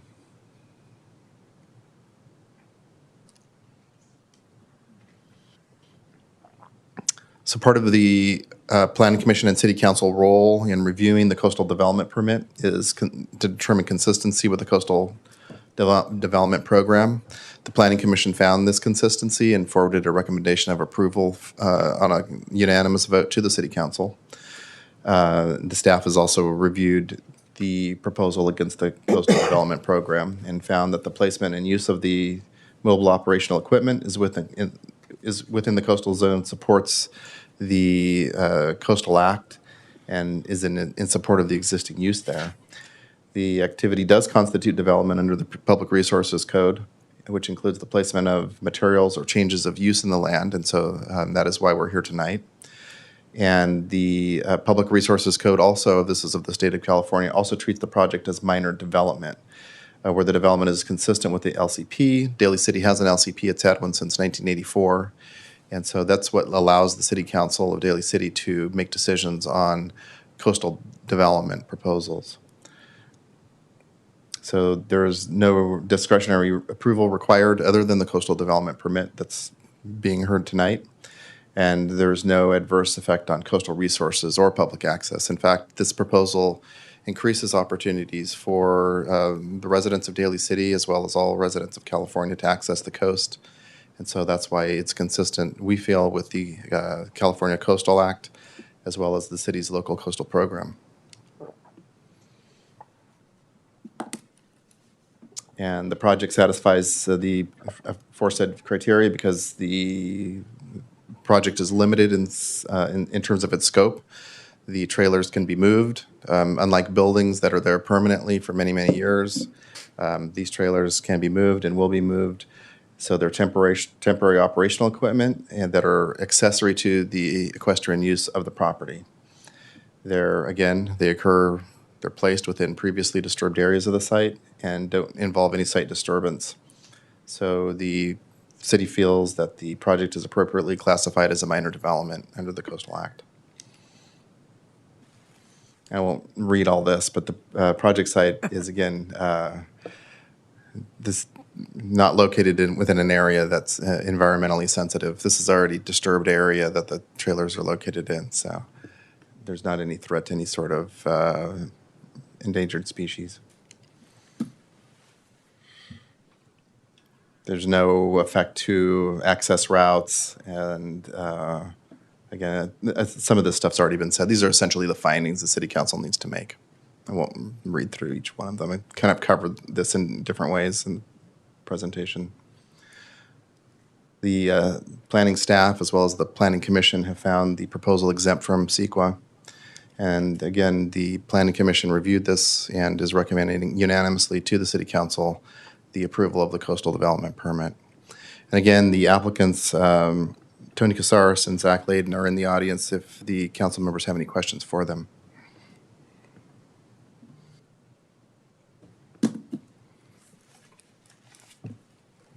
Done, Mr. Lunkhausen? I'm done. Okay, thank you so much. All right, I'll open it now for questions of Mr. Lunkhausen or the applicants who are here today. Oh, I'm sorry. Over there. Thank you. Vice Mayor. Yes, sir. Thank you, Michael. Great presentation. I'm sorry I missed a little part of it, stepping away. How does the community, have you had any people unhappy about this project that live in the community? We've had one person write a comment letter to I think both of the letters were by the same person to the City Council prior to the Planning Commission meeting, and then you should have received one forwarded to you today. So there was a person that was concerned about sort of the process of already having installed the trailers and then coming in for a permit. there were questions related to that. And then the letter prior to the Planning Commission was a little more detailed and some concerns about just following, procedure and making sure that the city was, following the rules. And, this is the sort of thing that we're here tonight to address, so. So a couple questions, and if you've already given this information, I apologize.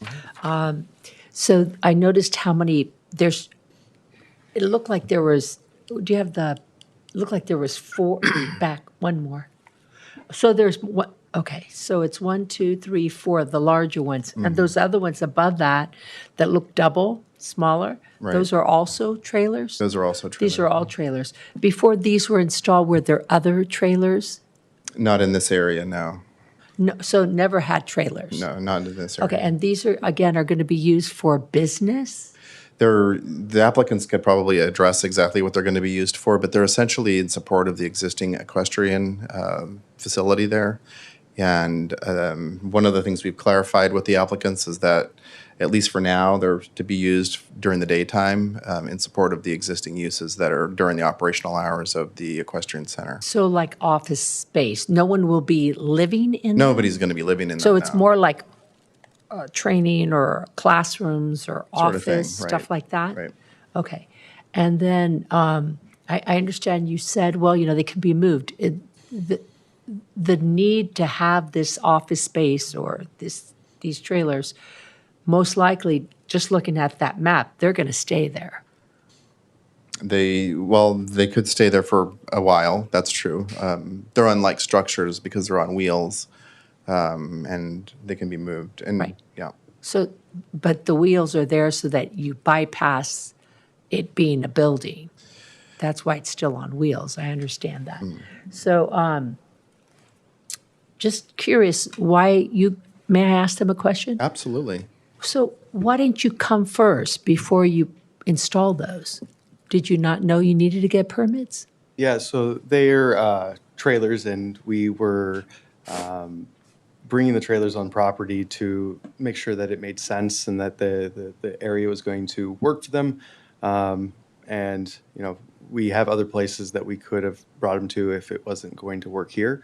But they're, trailers, we're able to drive them back and forth to our place here or the one in Sebastopol or, other locations. So. And so in a nutshell, could you explain what you're going to use them for? Yeah, so with our horsemanship programs, there's a lot of different use cases. One, to kind of clarify it, is we do clinics. So we're a horsemanship academy, along with other programs with horses. And with a horsemanship academy, those could be, if I'm teaching you how to train a horse and you guys get there at 6 a.m. and we go through a process of training for a couple hours, and then I'm going to switch off and I'm going to move the horse out and I'm going to give them a break. This is a great place for people to stop. We have a horse art aspect too, so they can do that, or they can stop and stay in the trailers and relax for a second outside of the wind, off their feet, and then they come back and spend another couple hours working with me and the horses. And this can go all the way until 8 o'clock at night. So you could do like a 16-hour day, 18-hour day of doing clinician work on horses. And so we're giving our clients that are coming over from all over the place to work with me and natural horsemanship an opportunity to sit, to relax, or to work on art instead of just standing there watching me move horses around and switch over. So that was one of the first things that we thought of. And then as we built our art studio aspect where people can come, we bring the horse out. We have an artist that teaches them how to paint on canvas, the horse itself.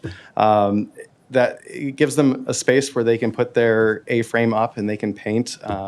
We were envisioning them being able to paint the vision of the ocean, as well as work on the painting that they were working on as we're moving them out of the group and bringing a new group in. They have somewhere else to continue to work. So a lot of uses for it, especially with the winds that come out in this area.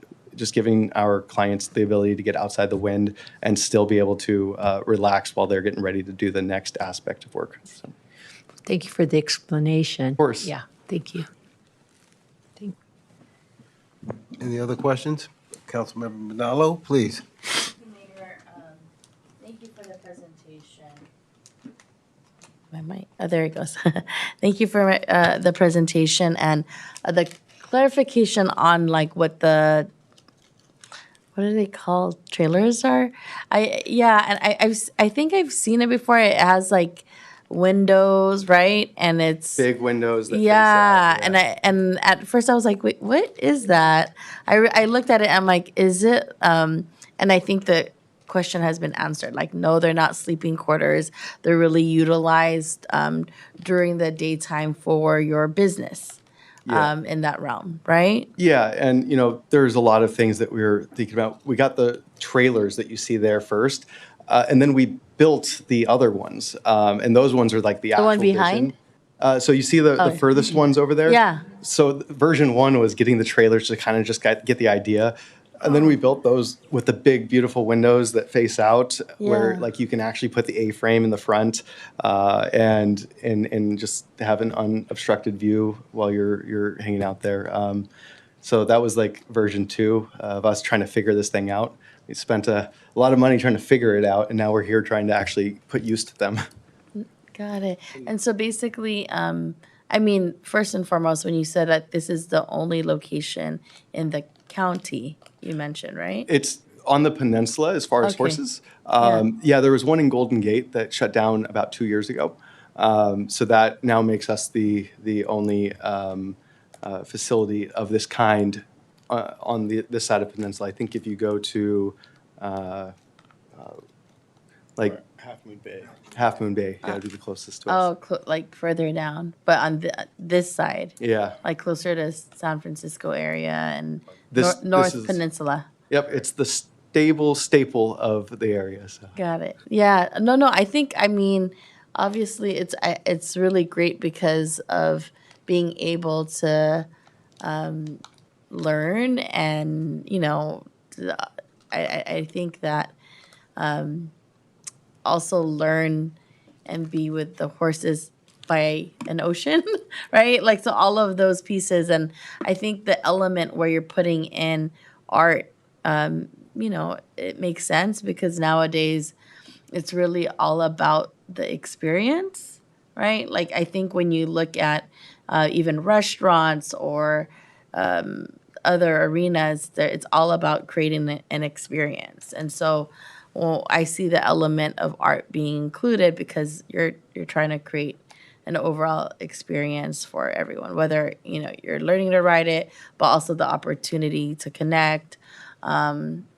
Yeah, really interesting concept. Really, like horsemanship itself is an art. Yeah. So I'm already in the world of art. And so adding another aspect of art to this was a no-brainer in my opinion. And just another clarity, when we bought this, it was, you guys have probably seen us a lot at your guys' events. We bring our horses out to the community every chance that you guys want us to, every time that you guys bring it up.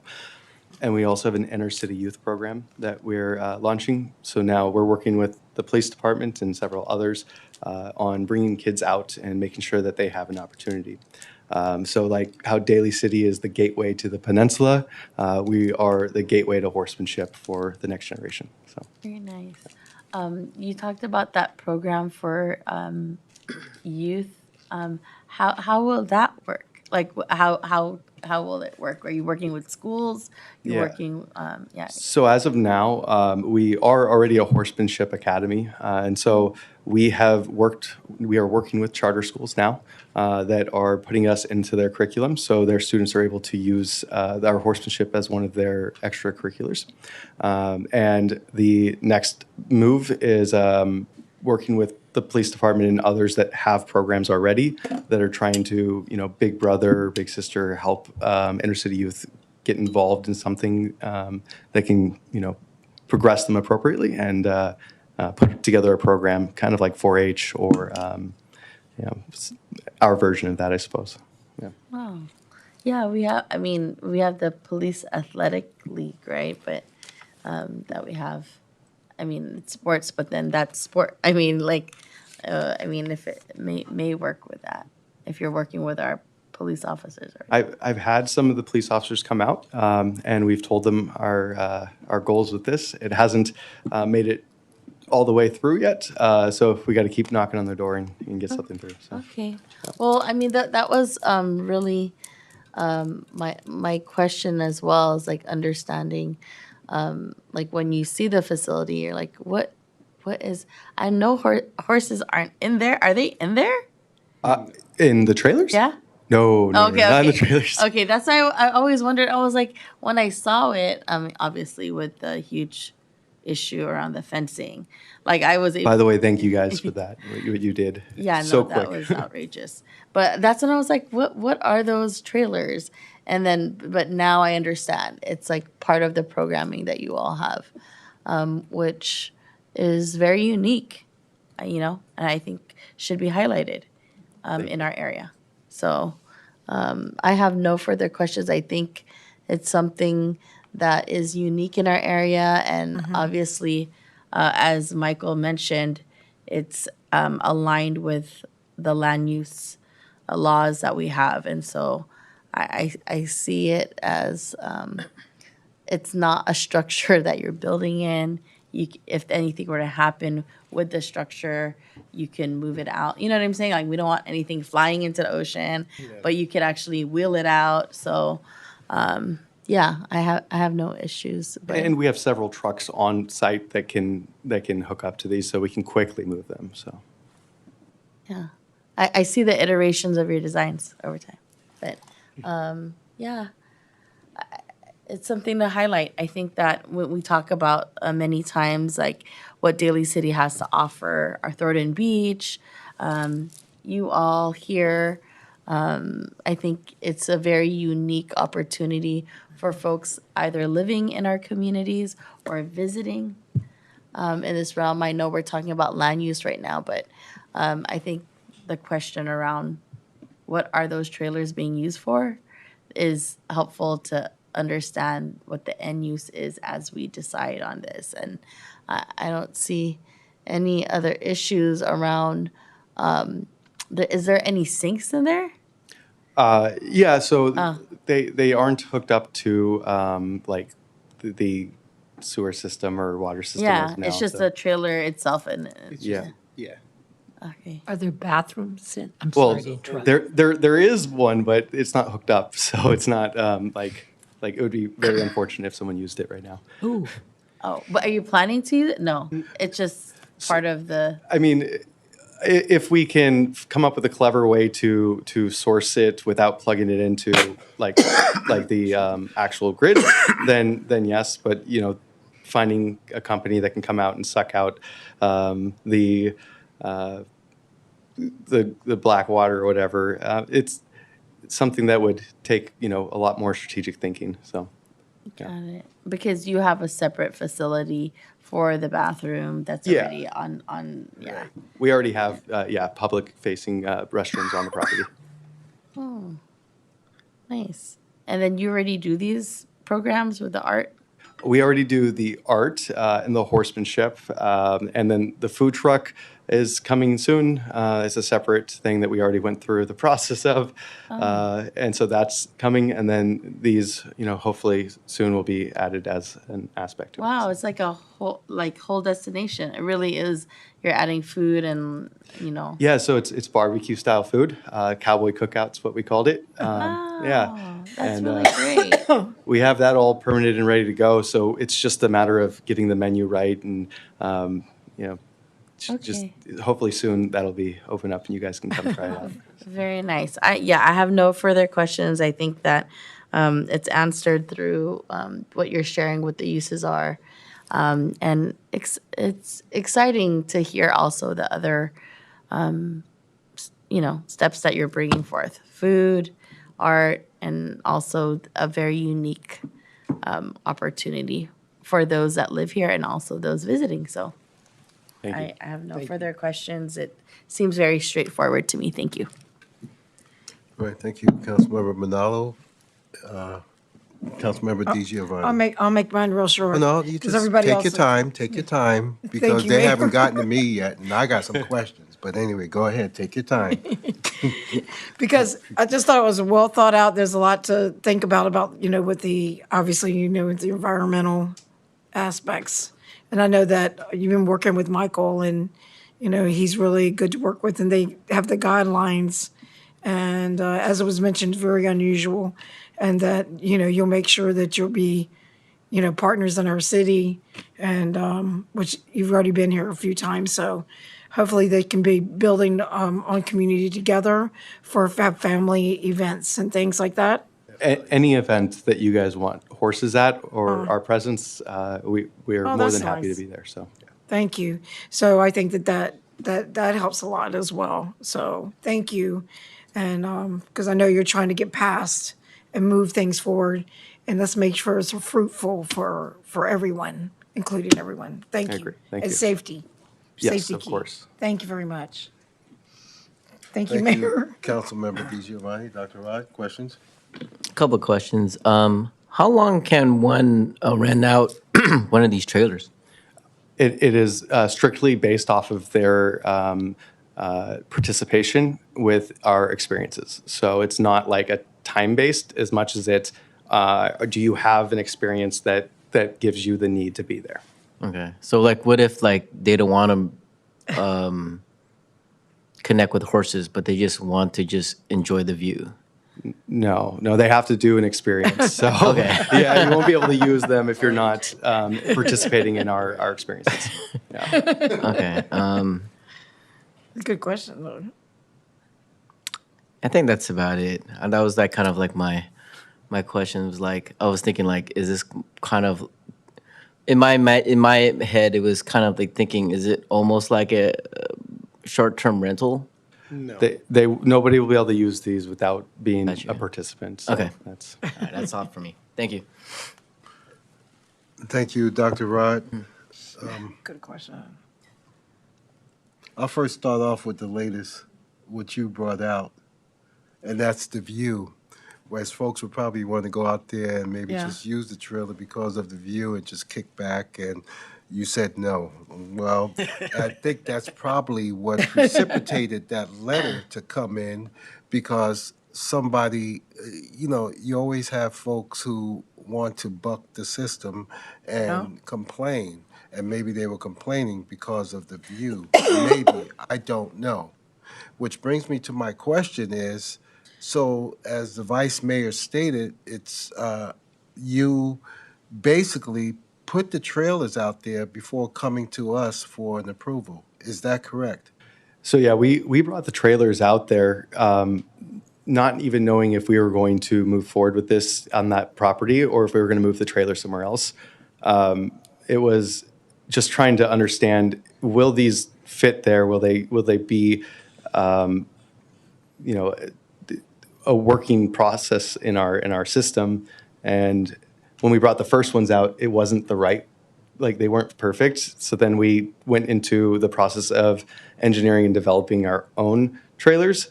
And that's where the next iteration came out. And then we got those out there and we really liked them. And then that's when we're like, okay, let's do this. And we started moving forward with the process. But we had a contingency plan to move them off property if it was something we had to do. So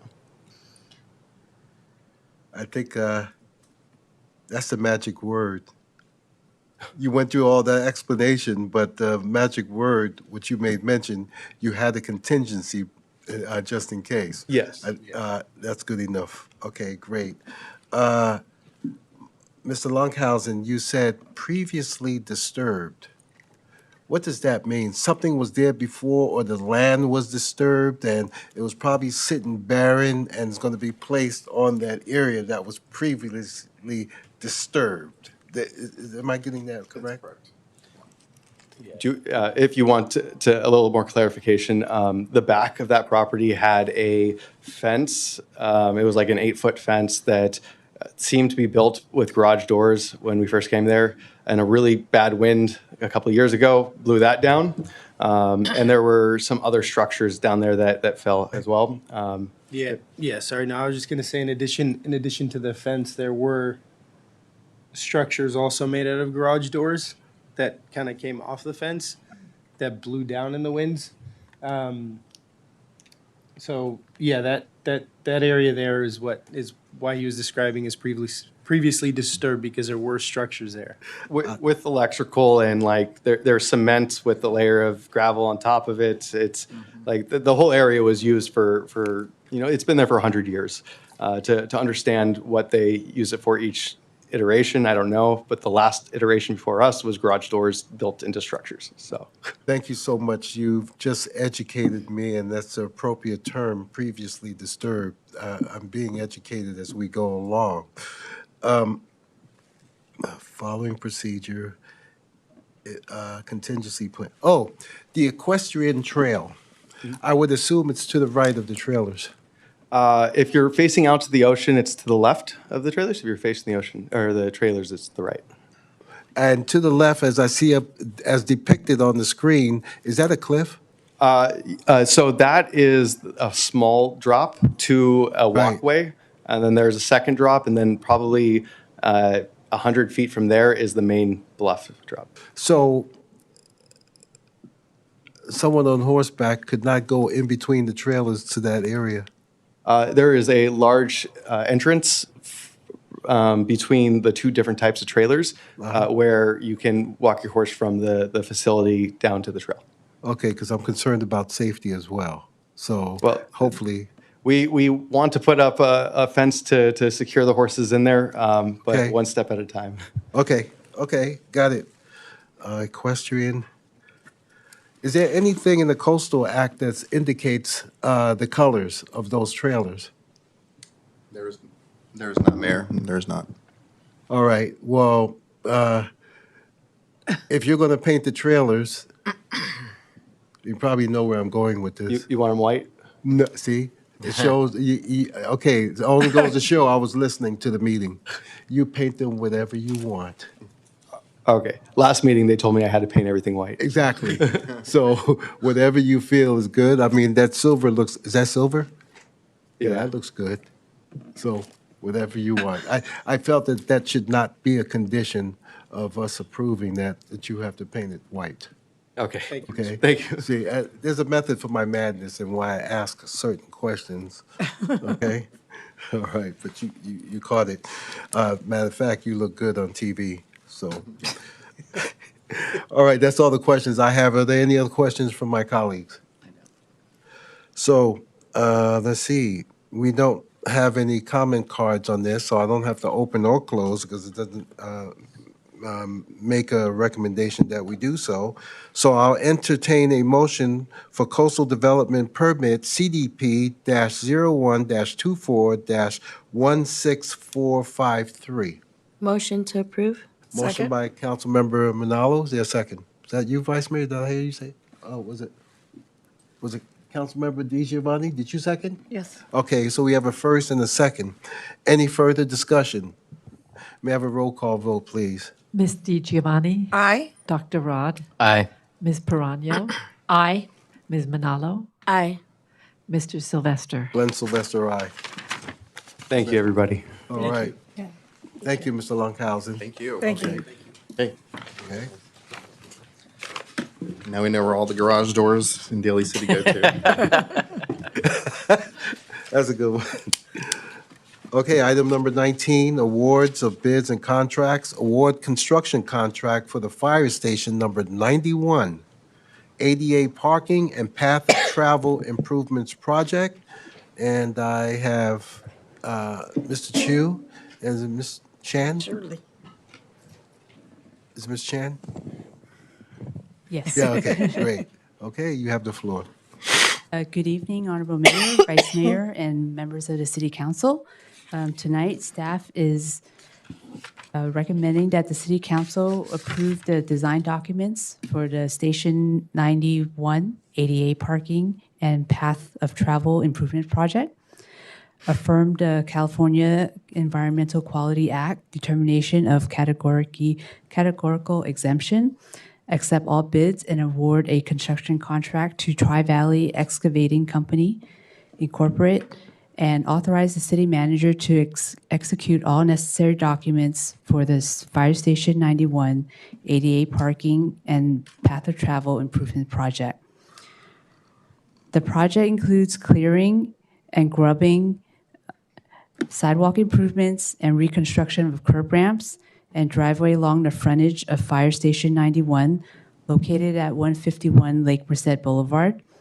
The scope of the work will include construction of 8 ADA curb ramps and sidewalk improvements, installation of 1 ADA parking stall, and construction of path of travel to the firehouse, reconstruction and realignment of the fire station driveway to improve site visibility, installation of thermoplastic striping and markings, and adjustment and/or replacement of existing utility covers to finished grade.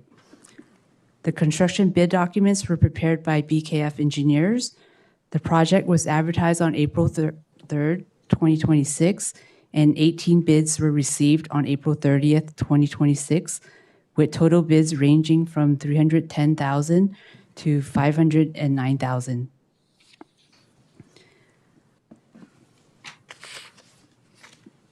Tri-Valley Excavating Company of Sonoma, California is the lowest responsive bidder and has been in business since 1993. The bidder holds the required Class A contractor's license, which is current and in good standing.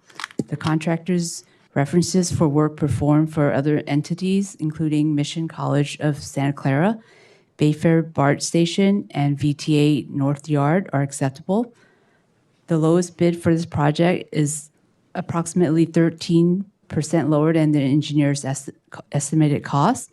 If approved, it is anticipated that the Fire Station 91 ADA parking and path of travel improvements project would begin construction in June 2026 and be completed by October 2026. The total estimated construction cost for the Fire Station 91 ADA parking and path of travel improvements project is $400,000, which includes $310,000 for construction contract and an additional $90,000 for the construction contingency, inspection, and contract administration costs. $60,000 is available in CIP project account 331892000, and $3,500 is available from Waterfund project account 44175200. An additional $336,500 above the previously allocated funds is needed to fully fund the project. This action will transfer $90,000 of unexpended funds from the 2021-22 parking lot improvements project and $246,500 of unexpected funds from the 2023-24 ADA facility upgrade project account 33187500. In conclusion, staff recommends that City Council approve the design documents for the Fire Station 91 ADA parking and path of travel improvements project, affirm the CEQA determination of categorical exemption, accept all bids, and award a construction contract to Tri-Valley Excavating Company, and authorize the city manager to execute all necessary documents for the Fire Station 91 ADA parking and path of travel improvements project. Staff is available for any additional information. Thank you, Ms. Chen. Questions from my colleagues?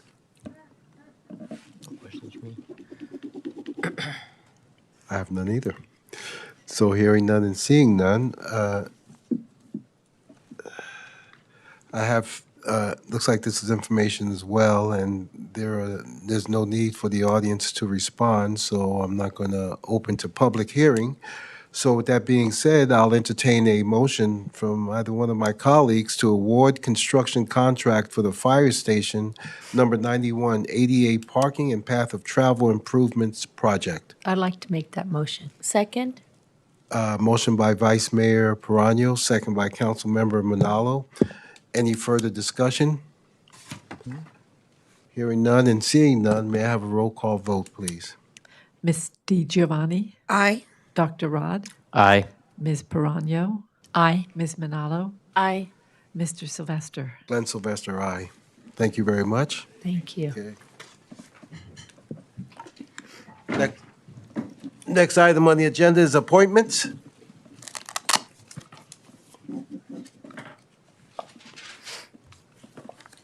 Okay. None. Madam City Attorney, did we have, I sent out a letter for those, for appointments for 30 days for expiration? Do we recall, or Leilani? Leilani, do you know?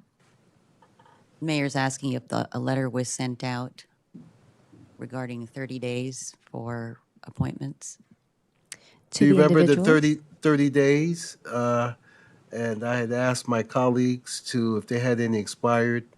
Do we wait for the protocol to come under the second reading and then we can act on it, or? Because I don't think we approved the new protocol yet. That's Just checking. We have not, actually. We Okay. just set the hearing date. All right, so, word of wisdom to my colleagues, we're really going, Vice Mayor and I worked really hard on this, and we want to make sure that all our commissions are full. So I would ask that you try to do your best to work on that, okay? So we have some time. All right, thank you.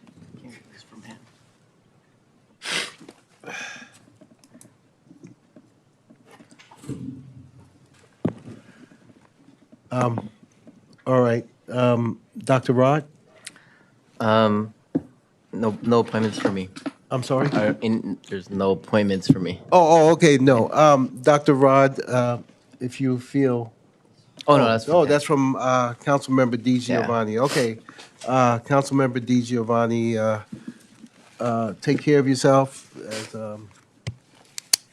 provided me a note to be excused from the rest of the meeting. Good night. All right, moving on. Council committee reports. Mayor, I have one. Yes, Dr. Rudd, you can go first. Yes. Share that with you. Share that with you. So on May 14th, I attended the CCAG meeting as an alternate for Councilmember Manalo. A few things to highlight. We had a presentation by Teresa Velez Kelly about the safe routes to school. She's a coordinator. She talked about, and we're pretty familiar with safe routes to school, especially here around Daly City. And they talked about an overview of their framework was about the 6 E's, which is education, engagement, encouragement, evaluation, engineering. She reported on specific statistics from the 2024-2025 school years that supported about 128 schools across San Mateo County with bike and pedestrian safety, education and events, reaching elementary all the way through high school. Said countywide travel data showed that approximately 17% of the students walk, 5% use public transit, and 63% travel by private vehicle. And then they also talked about an initial draft for the CCAG fiscal year for 26-27. And so the board right now is being asked to review initial draft of the 26-27 program budget. What else is there? Oh, this was a big one. They did a presentation about the Bay Area Local Investment Plan. It's very similar to what I reported back on from a progress seminar about the upcoming vote on proposed regional sales tax enabled by SB 63 that would fund public transit across 5 Bay Area counties. It's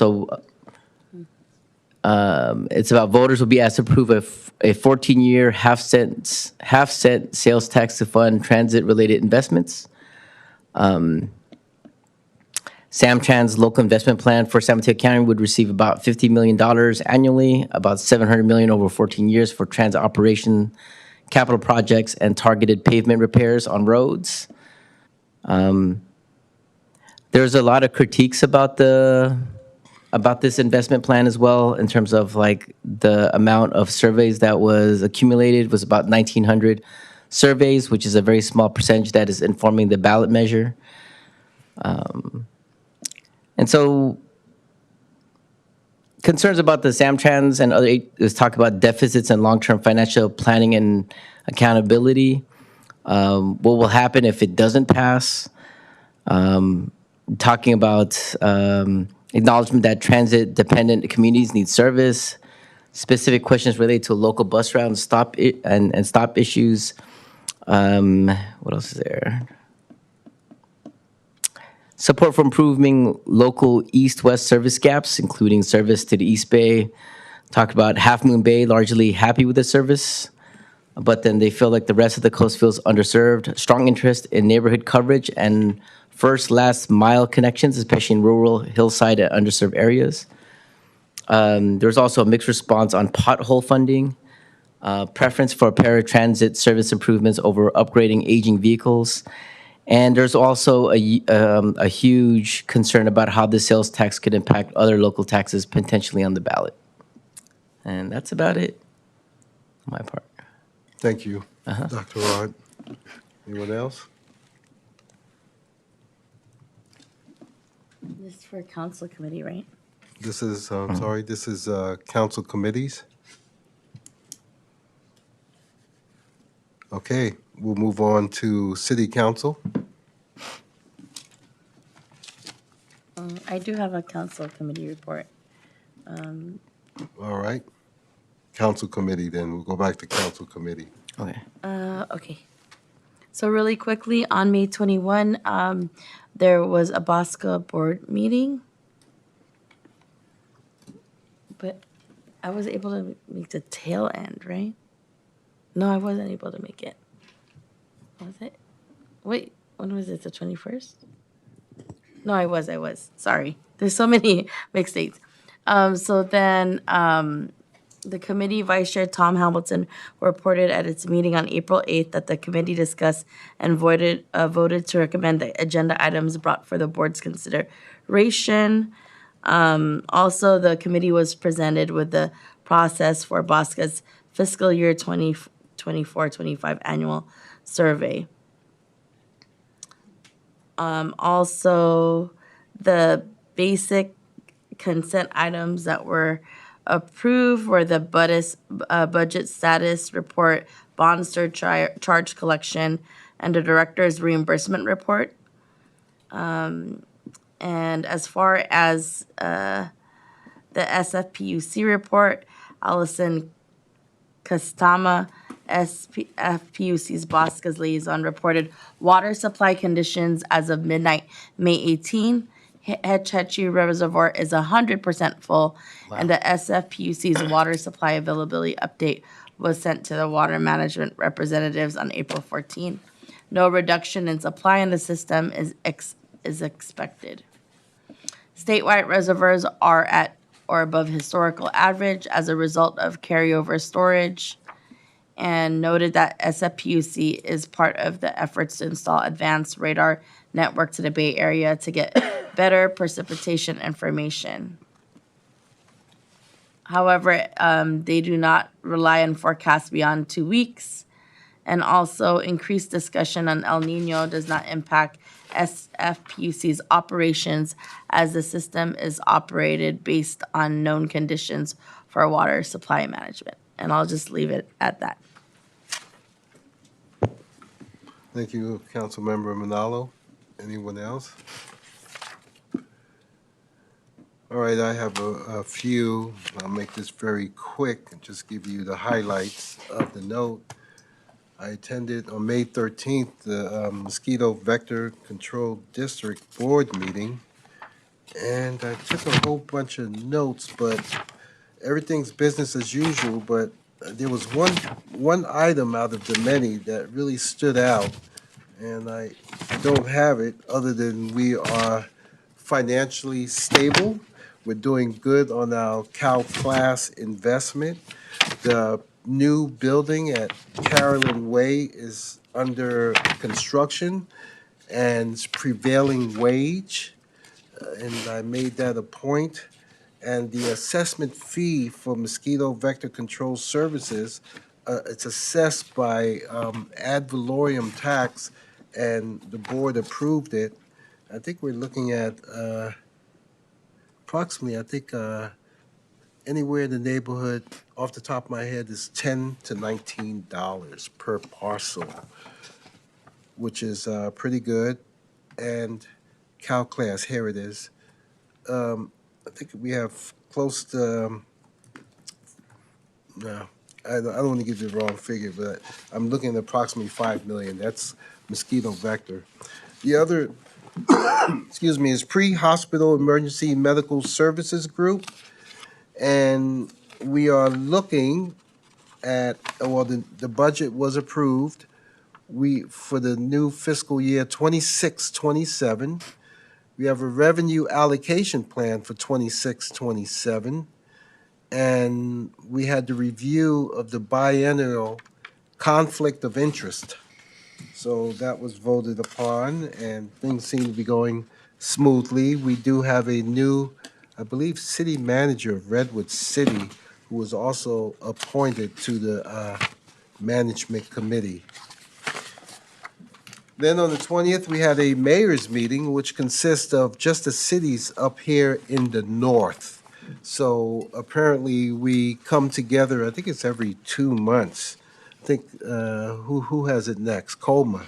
Consists of, I believe it's Pacifica, Colma, I don't know about Pacifica, Millbrae, South San Francisco, and we talked about a host of items that's really going to affect every city. Matter of fact, every city in San Mateo County, and that's VLF.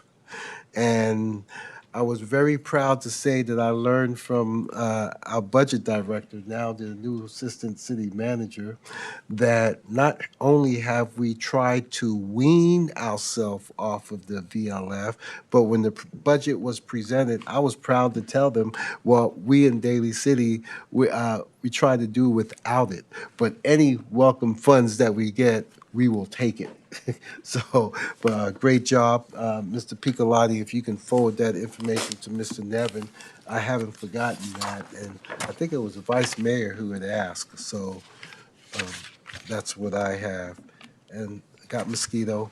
That's it for me. Okay, moving on to not city council, but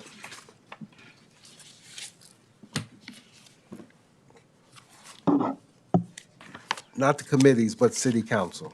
Can I have my reports on city council? There was a whole lot of events No, going on. there was a lot of stuff. Vice Mayor, I'm going to go ahead and start with you. Well, they're a little out of order, but we attended with, you and I were there, as well as City Manager Tom Piccolotti and Director Cosgrove, with regards to the San Bruno Mountain ribbon cutting on Wednesday, May 13th was, oh, and Jesslyn was there too. You were there. She was there. Thank you. I don't want to forget, I don't have my calendar. I was doing this off of postings. It was beautiful. It was lovely, yes, because we took home, each of us took a plant home, a couple, to give to our husbands, because they're the ones that take care of the plants. And I can happily say mine are still alive. I attended, we all, well, you got there, right, the Mardi Gras? Yes. The Mardi Gras, Denise, what a beautiful event. Yeah. So I just want to say that the staff did a tremendous job at the Mardi Gras event at the Pacelli Gym. The line went forever. These were all the seniors from all the different locations in Daly City. They all came together. And the food looked amazing. I didn't taste it, and I don't gamble, but they gave me a little $500 paper, and I played a little bit, and then I took the money and I started giving it to the seniors. They looked like they had a lower amount of money, so they're like, "Oh, thank you." So I gave away the money before I left. So the live band was amazing. I was happy to be there. I think we were all at the Memorial Day tribute. Thank you, so much to the staff, especially to our city manager for a beautiful event. Mayor, you did a great job speaking, and Jesselyn read the names. That's not an easy feat. Pacific Islanders together, we were all there. Reno was pleased, and she made mention that it was the first time we'd all been there at the same time. So that one, yeah, was lovely. And then I was glad to attend both the Westmore and Jefferson High School award ceremonies. That was awesome. Congratulations, Dr. Rob, to your daughter. Thank you. She was a recipient of a scholarship there. I did get to stop by Skyline College 56 commencement. And if you ever go there, it's down on the field, and it was very chilly, but a lot of people, so it was beautiful. And I think the last thing I was going to mention was I did announce the nickel auction for the Daly City Host Lions Club. It was a huge success. I ask everybody the next time we do it to please attend. And I think if I forgot something, it's okay. Thank you. Thank you, Vice Mayor. Councilor Ronaldo. Okay, thank you. Thank you, Mayor. I'll go through this quickly. I just want to say thank you. It's really exciting that the Jose Rizal Foundation is moving towards its way to bring forth the global figure of peace and justice in front of the ceremony library. So I just want to thank staff on this. Also, Dr. Rod and I were on a panel with MC Canlas, who's a historian in South of Market, San Francisco, Tita Perla Arbientos, and Dr. Agnes Aligpala. And it was a great panel discussion on really the value of having Jose Rizal there, but also our migration stories and experiences. So it was more, I felt like Dr. Rod, like talk story, right? In that realm. And so it was on Zoom. But it's laying the foundation as well for continued discussion on really how a lot of our immigration stories overlap, and many of our stories are so the same. And then I want to thank Commissioners Nancy, Arlene, Liz, and Rosario for the amazing Mariposa event, as far as the beautiful artwork from a multitude of artists. And so if you have time, please go up to the Rotunda. It was inspired by the symbolism of the butterfly, and Mariposa represents migration, transformation, and the journeys that shape our communities. Oh my goodness, that just segued into that. And then also, I have to echo the Mardi Gras prom.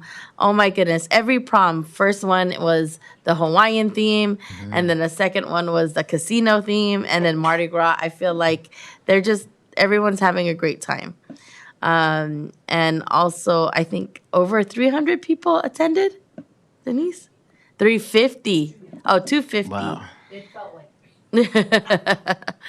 and then also want to thank City Manager Tom Piccolotti for really leading the way on Memorial Day for the past 3 years, and making it a real commemoration for those who did the ultimate sacrifice for us.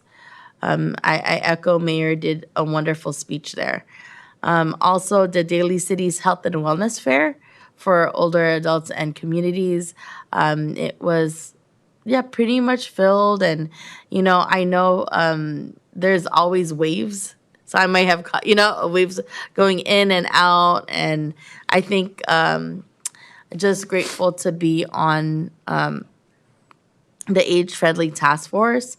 And, one thing I did hear from someone was, I wish there was more education on slips and falls for older adult seniors, because that's always, kind of, they say it's not good to slip or fall, and so someone just shared that information, but they already put it on their list. They're so efficient, the team and staff, right away. And then also the grand opening of the improved San Bruno Mountain. I just want to share, it brought me back memories. Many moons ago, I would run from Jefferson High School up the hill to San Bruno and do a little loop and then go back down. Like, wow. Okay, yes, I know. That was many. Thank you to our coaches back then. I mean, really, honestly, I look back and I'm like, I did that? Oh my. But it brought me back memories. But what's really wonderful here, there's a digital display on all of the plants and the birds. And so really like a learning center. Maybe you see so many and you hear the birds, but to see what type of animals and plants that live in San Bruno Mountain, I think they said it's one of the most biodiverse places around in the right. That's what I heard from Supervisor Canepa. So great job on that. And then also first time home buyer workshop. Thank you, Michael, for being there as well with FAREPA. And I think it was just, providing information for those are looking to purchase their home, but also being able to share that there are going to be below market rate home ownership opportunities down the pipeline with KB Homes for the second round. And so I think that is very exciting. And I know when we do get the digital flyers, for us to be able to share that with community at large. Thank you. And then was able to be with Council Member Teresa Paño, Vice Mayor, at the City Council of Cities Berlin game for really quick before I met Mayor at the 4th annual API Heroes event.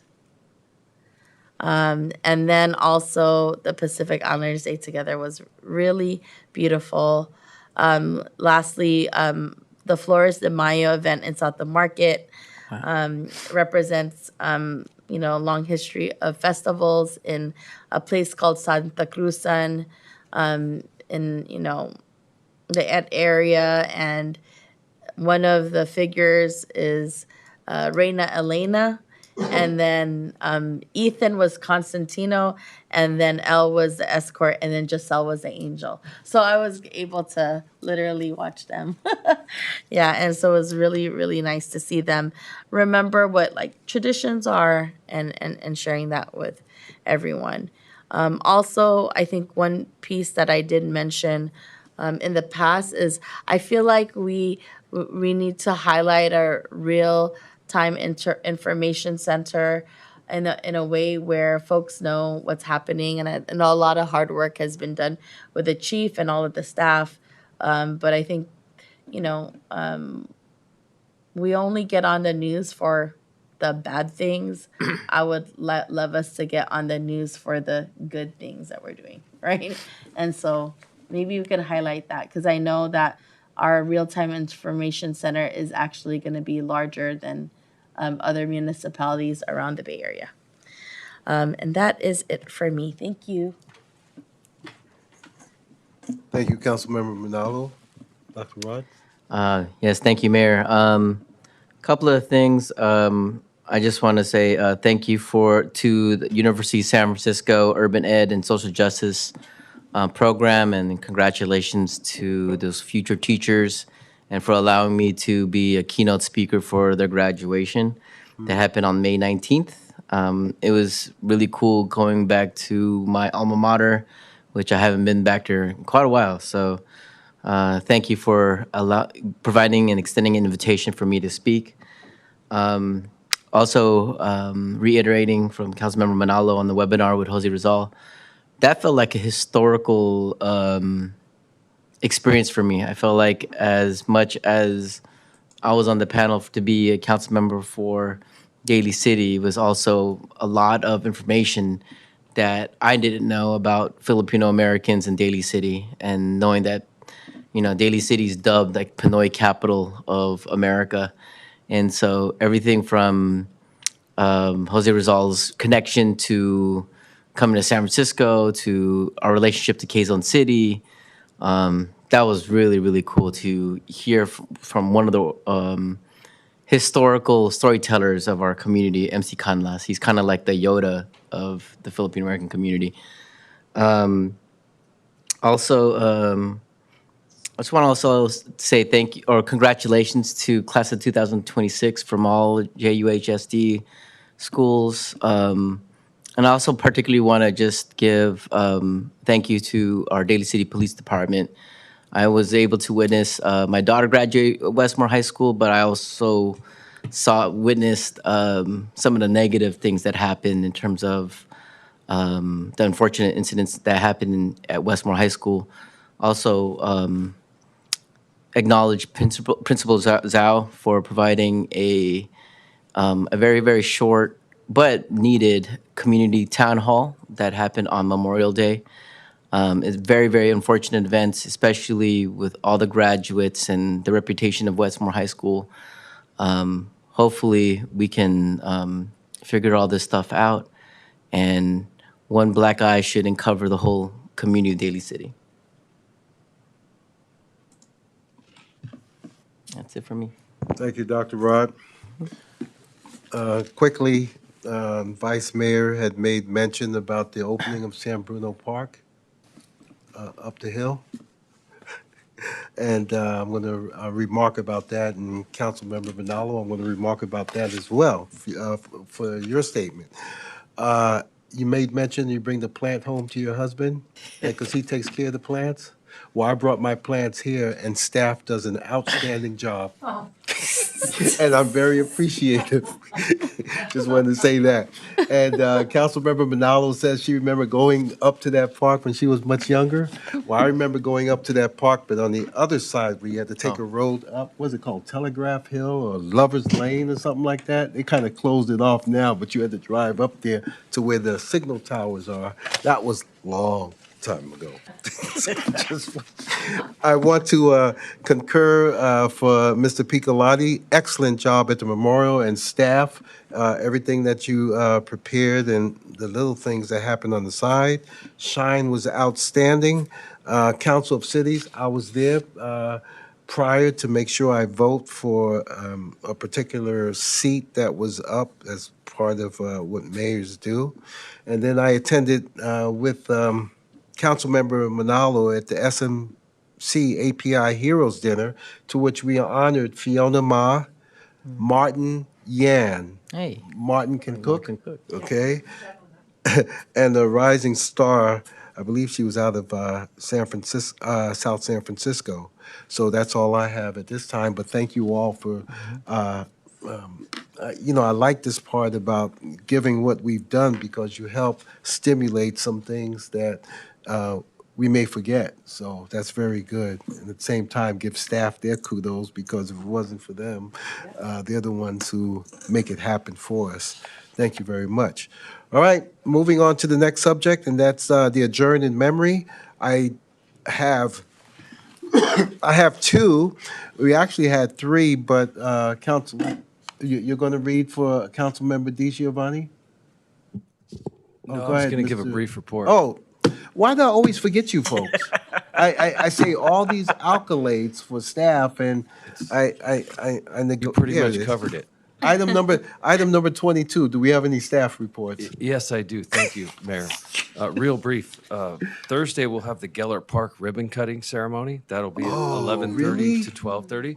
And that is a dog park at Gellert Park that the mayor brought to my attention around the first of the year. And we brought it to fruition through Public Works. And we'll be cutting the ribbon there on Thursday.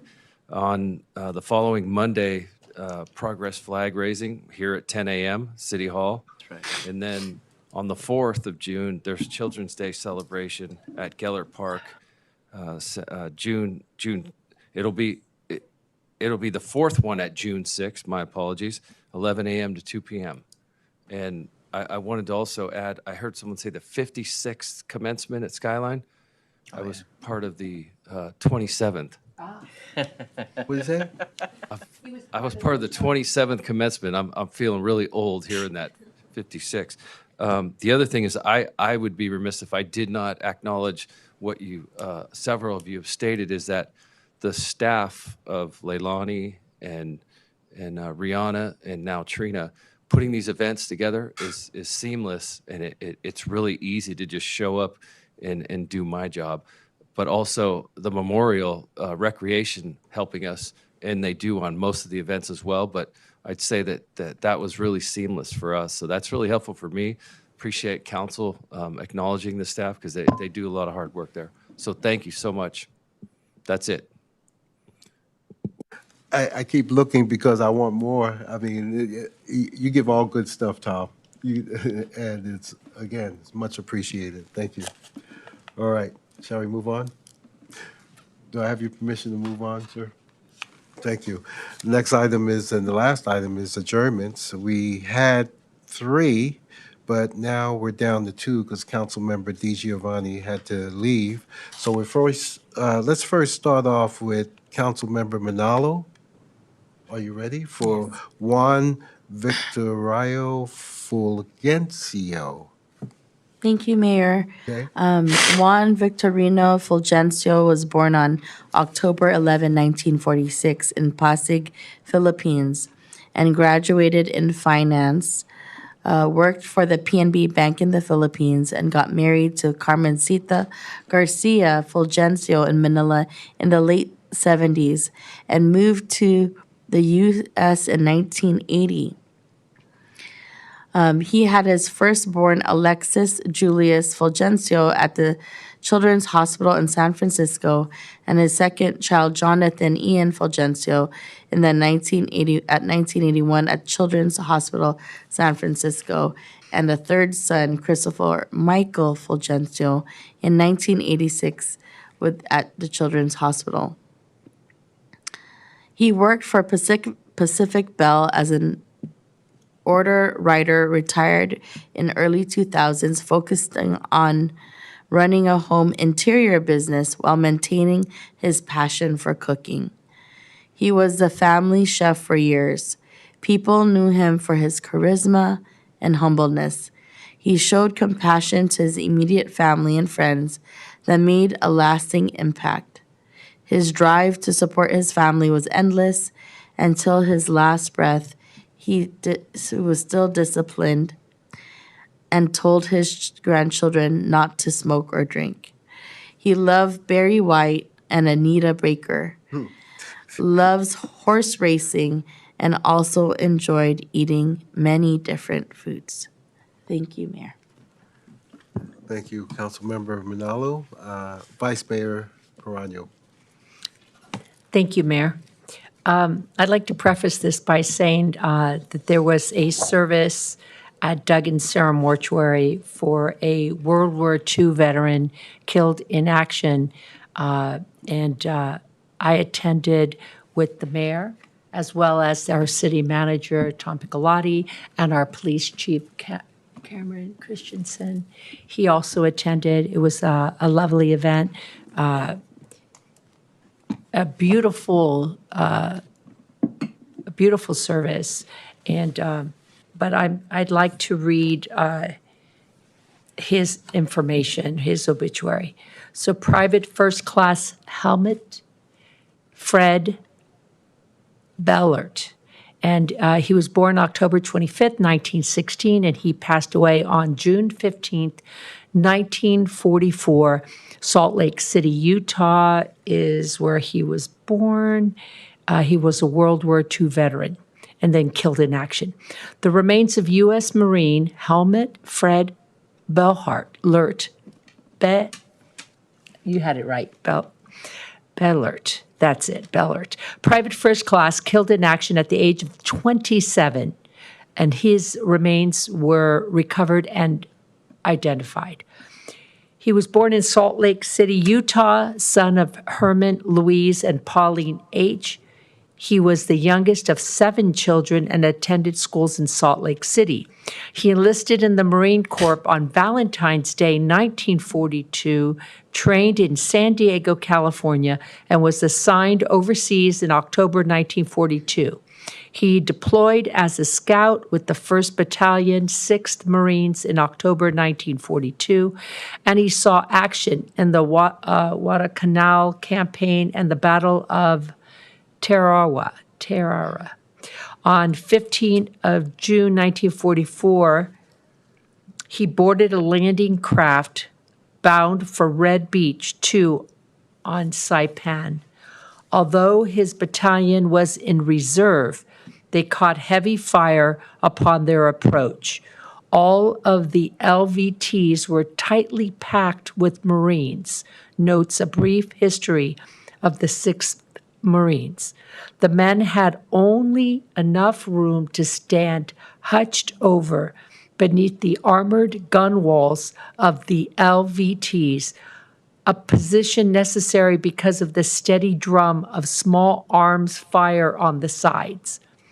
Occasionally, a mortar or artillery shell would score a direct hit on an LVT. Survivors waded ashore without their equipment.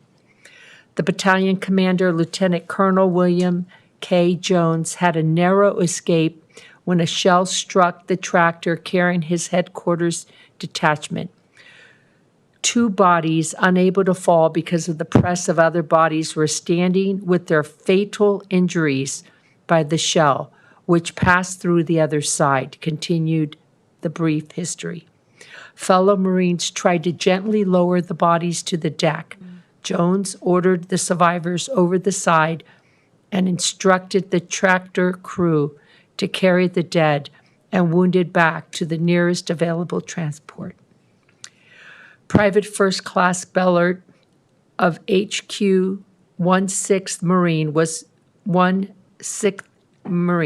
reportedly killed in action by shrapnel wounds to his head on 15th of June 1944.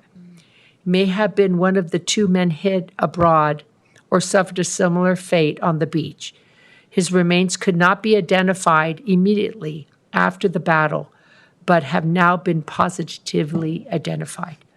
He was awarded the following medals posthumously: Purple Heart, Combat Action Ribbon, World War II Victory Medal, American Campaign Medal, Marine Corps Presidential Unit Citation, Marine Corps Good Conduct Medal, Asiatic Pacific Campaign Medal, and Marine Corps Expeditionary Medal. Survivors at the time includes his mother, his brother, 3 sisters, who all sadly passed away before his remains were identified. So his closest living relative, and which we got to meet, was Ruth Green of El Sobrante, California. And she remembered him fondly. She spoke of her Uncle Helm and the sadness in their family when he left for war and never returned. In 2001, Ruth's sister-in-law read a column by advice columnist Ann Landers about efforts to identify missing American service members through family DNA.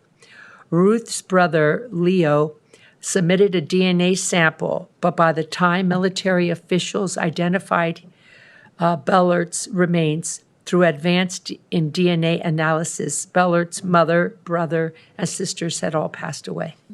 So with great honor, Private First Class Helmut F. Bellard arrived in San Francisco Bay Area on Thursday, May 14, 2026 at SFO with his niece Ruth and her family present to welcome him home.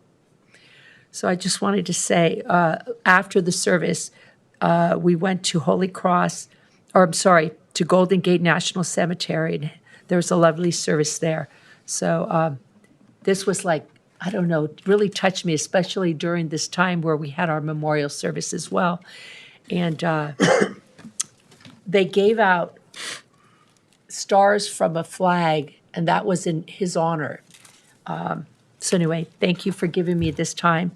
I had a short one, and many of you know See, now I'm going to cry.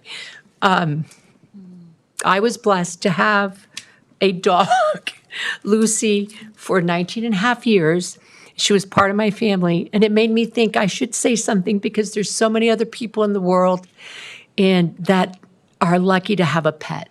And these pets give so much to us. It could be a bird, it could be a gerbil, it could be a dog, a cat, a horse, but they all give so much. And I just wanted to remind people that it's okay to grieve. But it's best to remember how amazing gifts they are, and to enjoy them, and just like everybody else in our lives, to enjoy them because you never know. So anyway, that's my last thing. So, thanks. Thank you, Vice Mayor. A couple other things on Private First Class Bellard. My calculations are correct. He was gone, was it 44 or 81 years? 81 years, and the motto was, "You never give up." And his niece is 94 years old, and she had a respirator on. So that's how solemn the occasion was. And my condolences also, Vice Mayor, for your dog. I mean, when my kids lost one, yeah, I get it. But 19 years, and those are dog years, right? 19 times, what was it, seven? Seven? 63, 3, 6, 7. Was it 150? She was getting up there. Right. Okay. All right, thank you. All, let's kindly please pause for a brief moment of silence.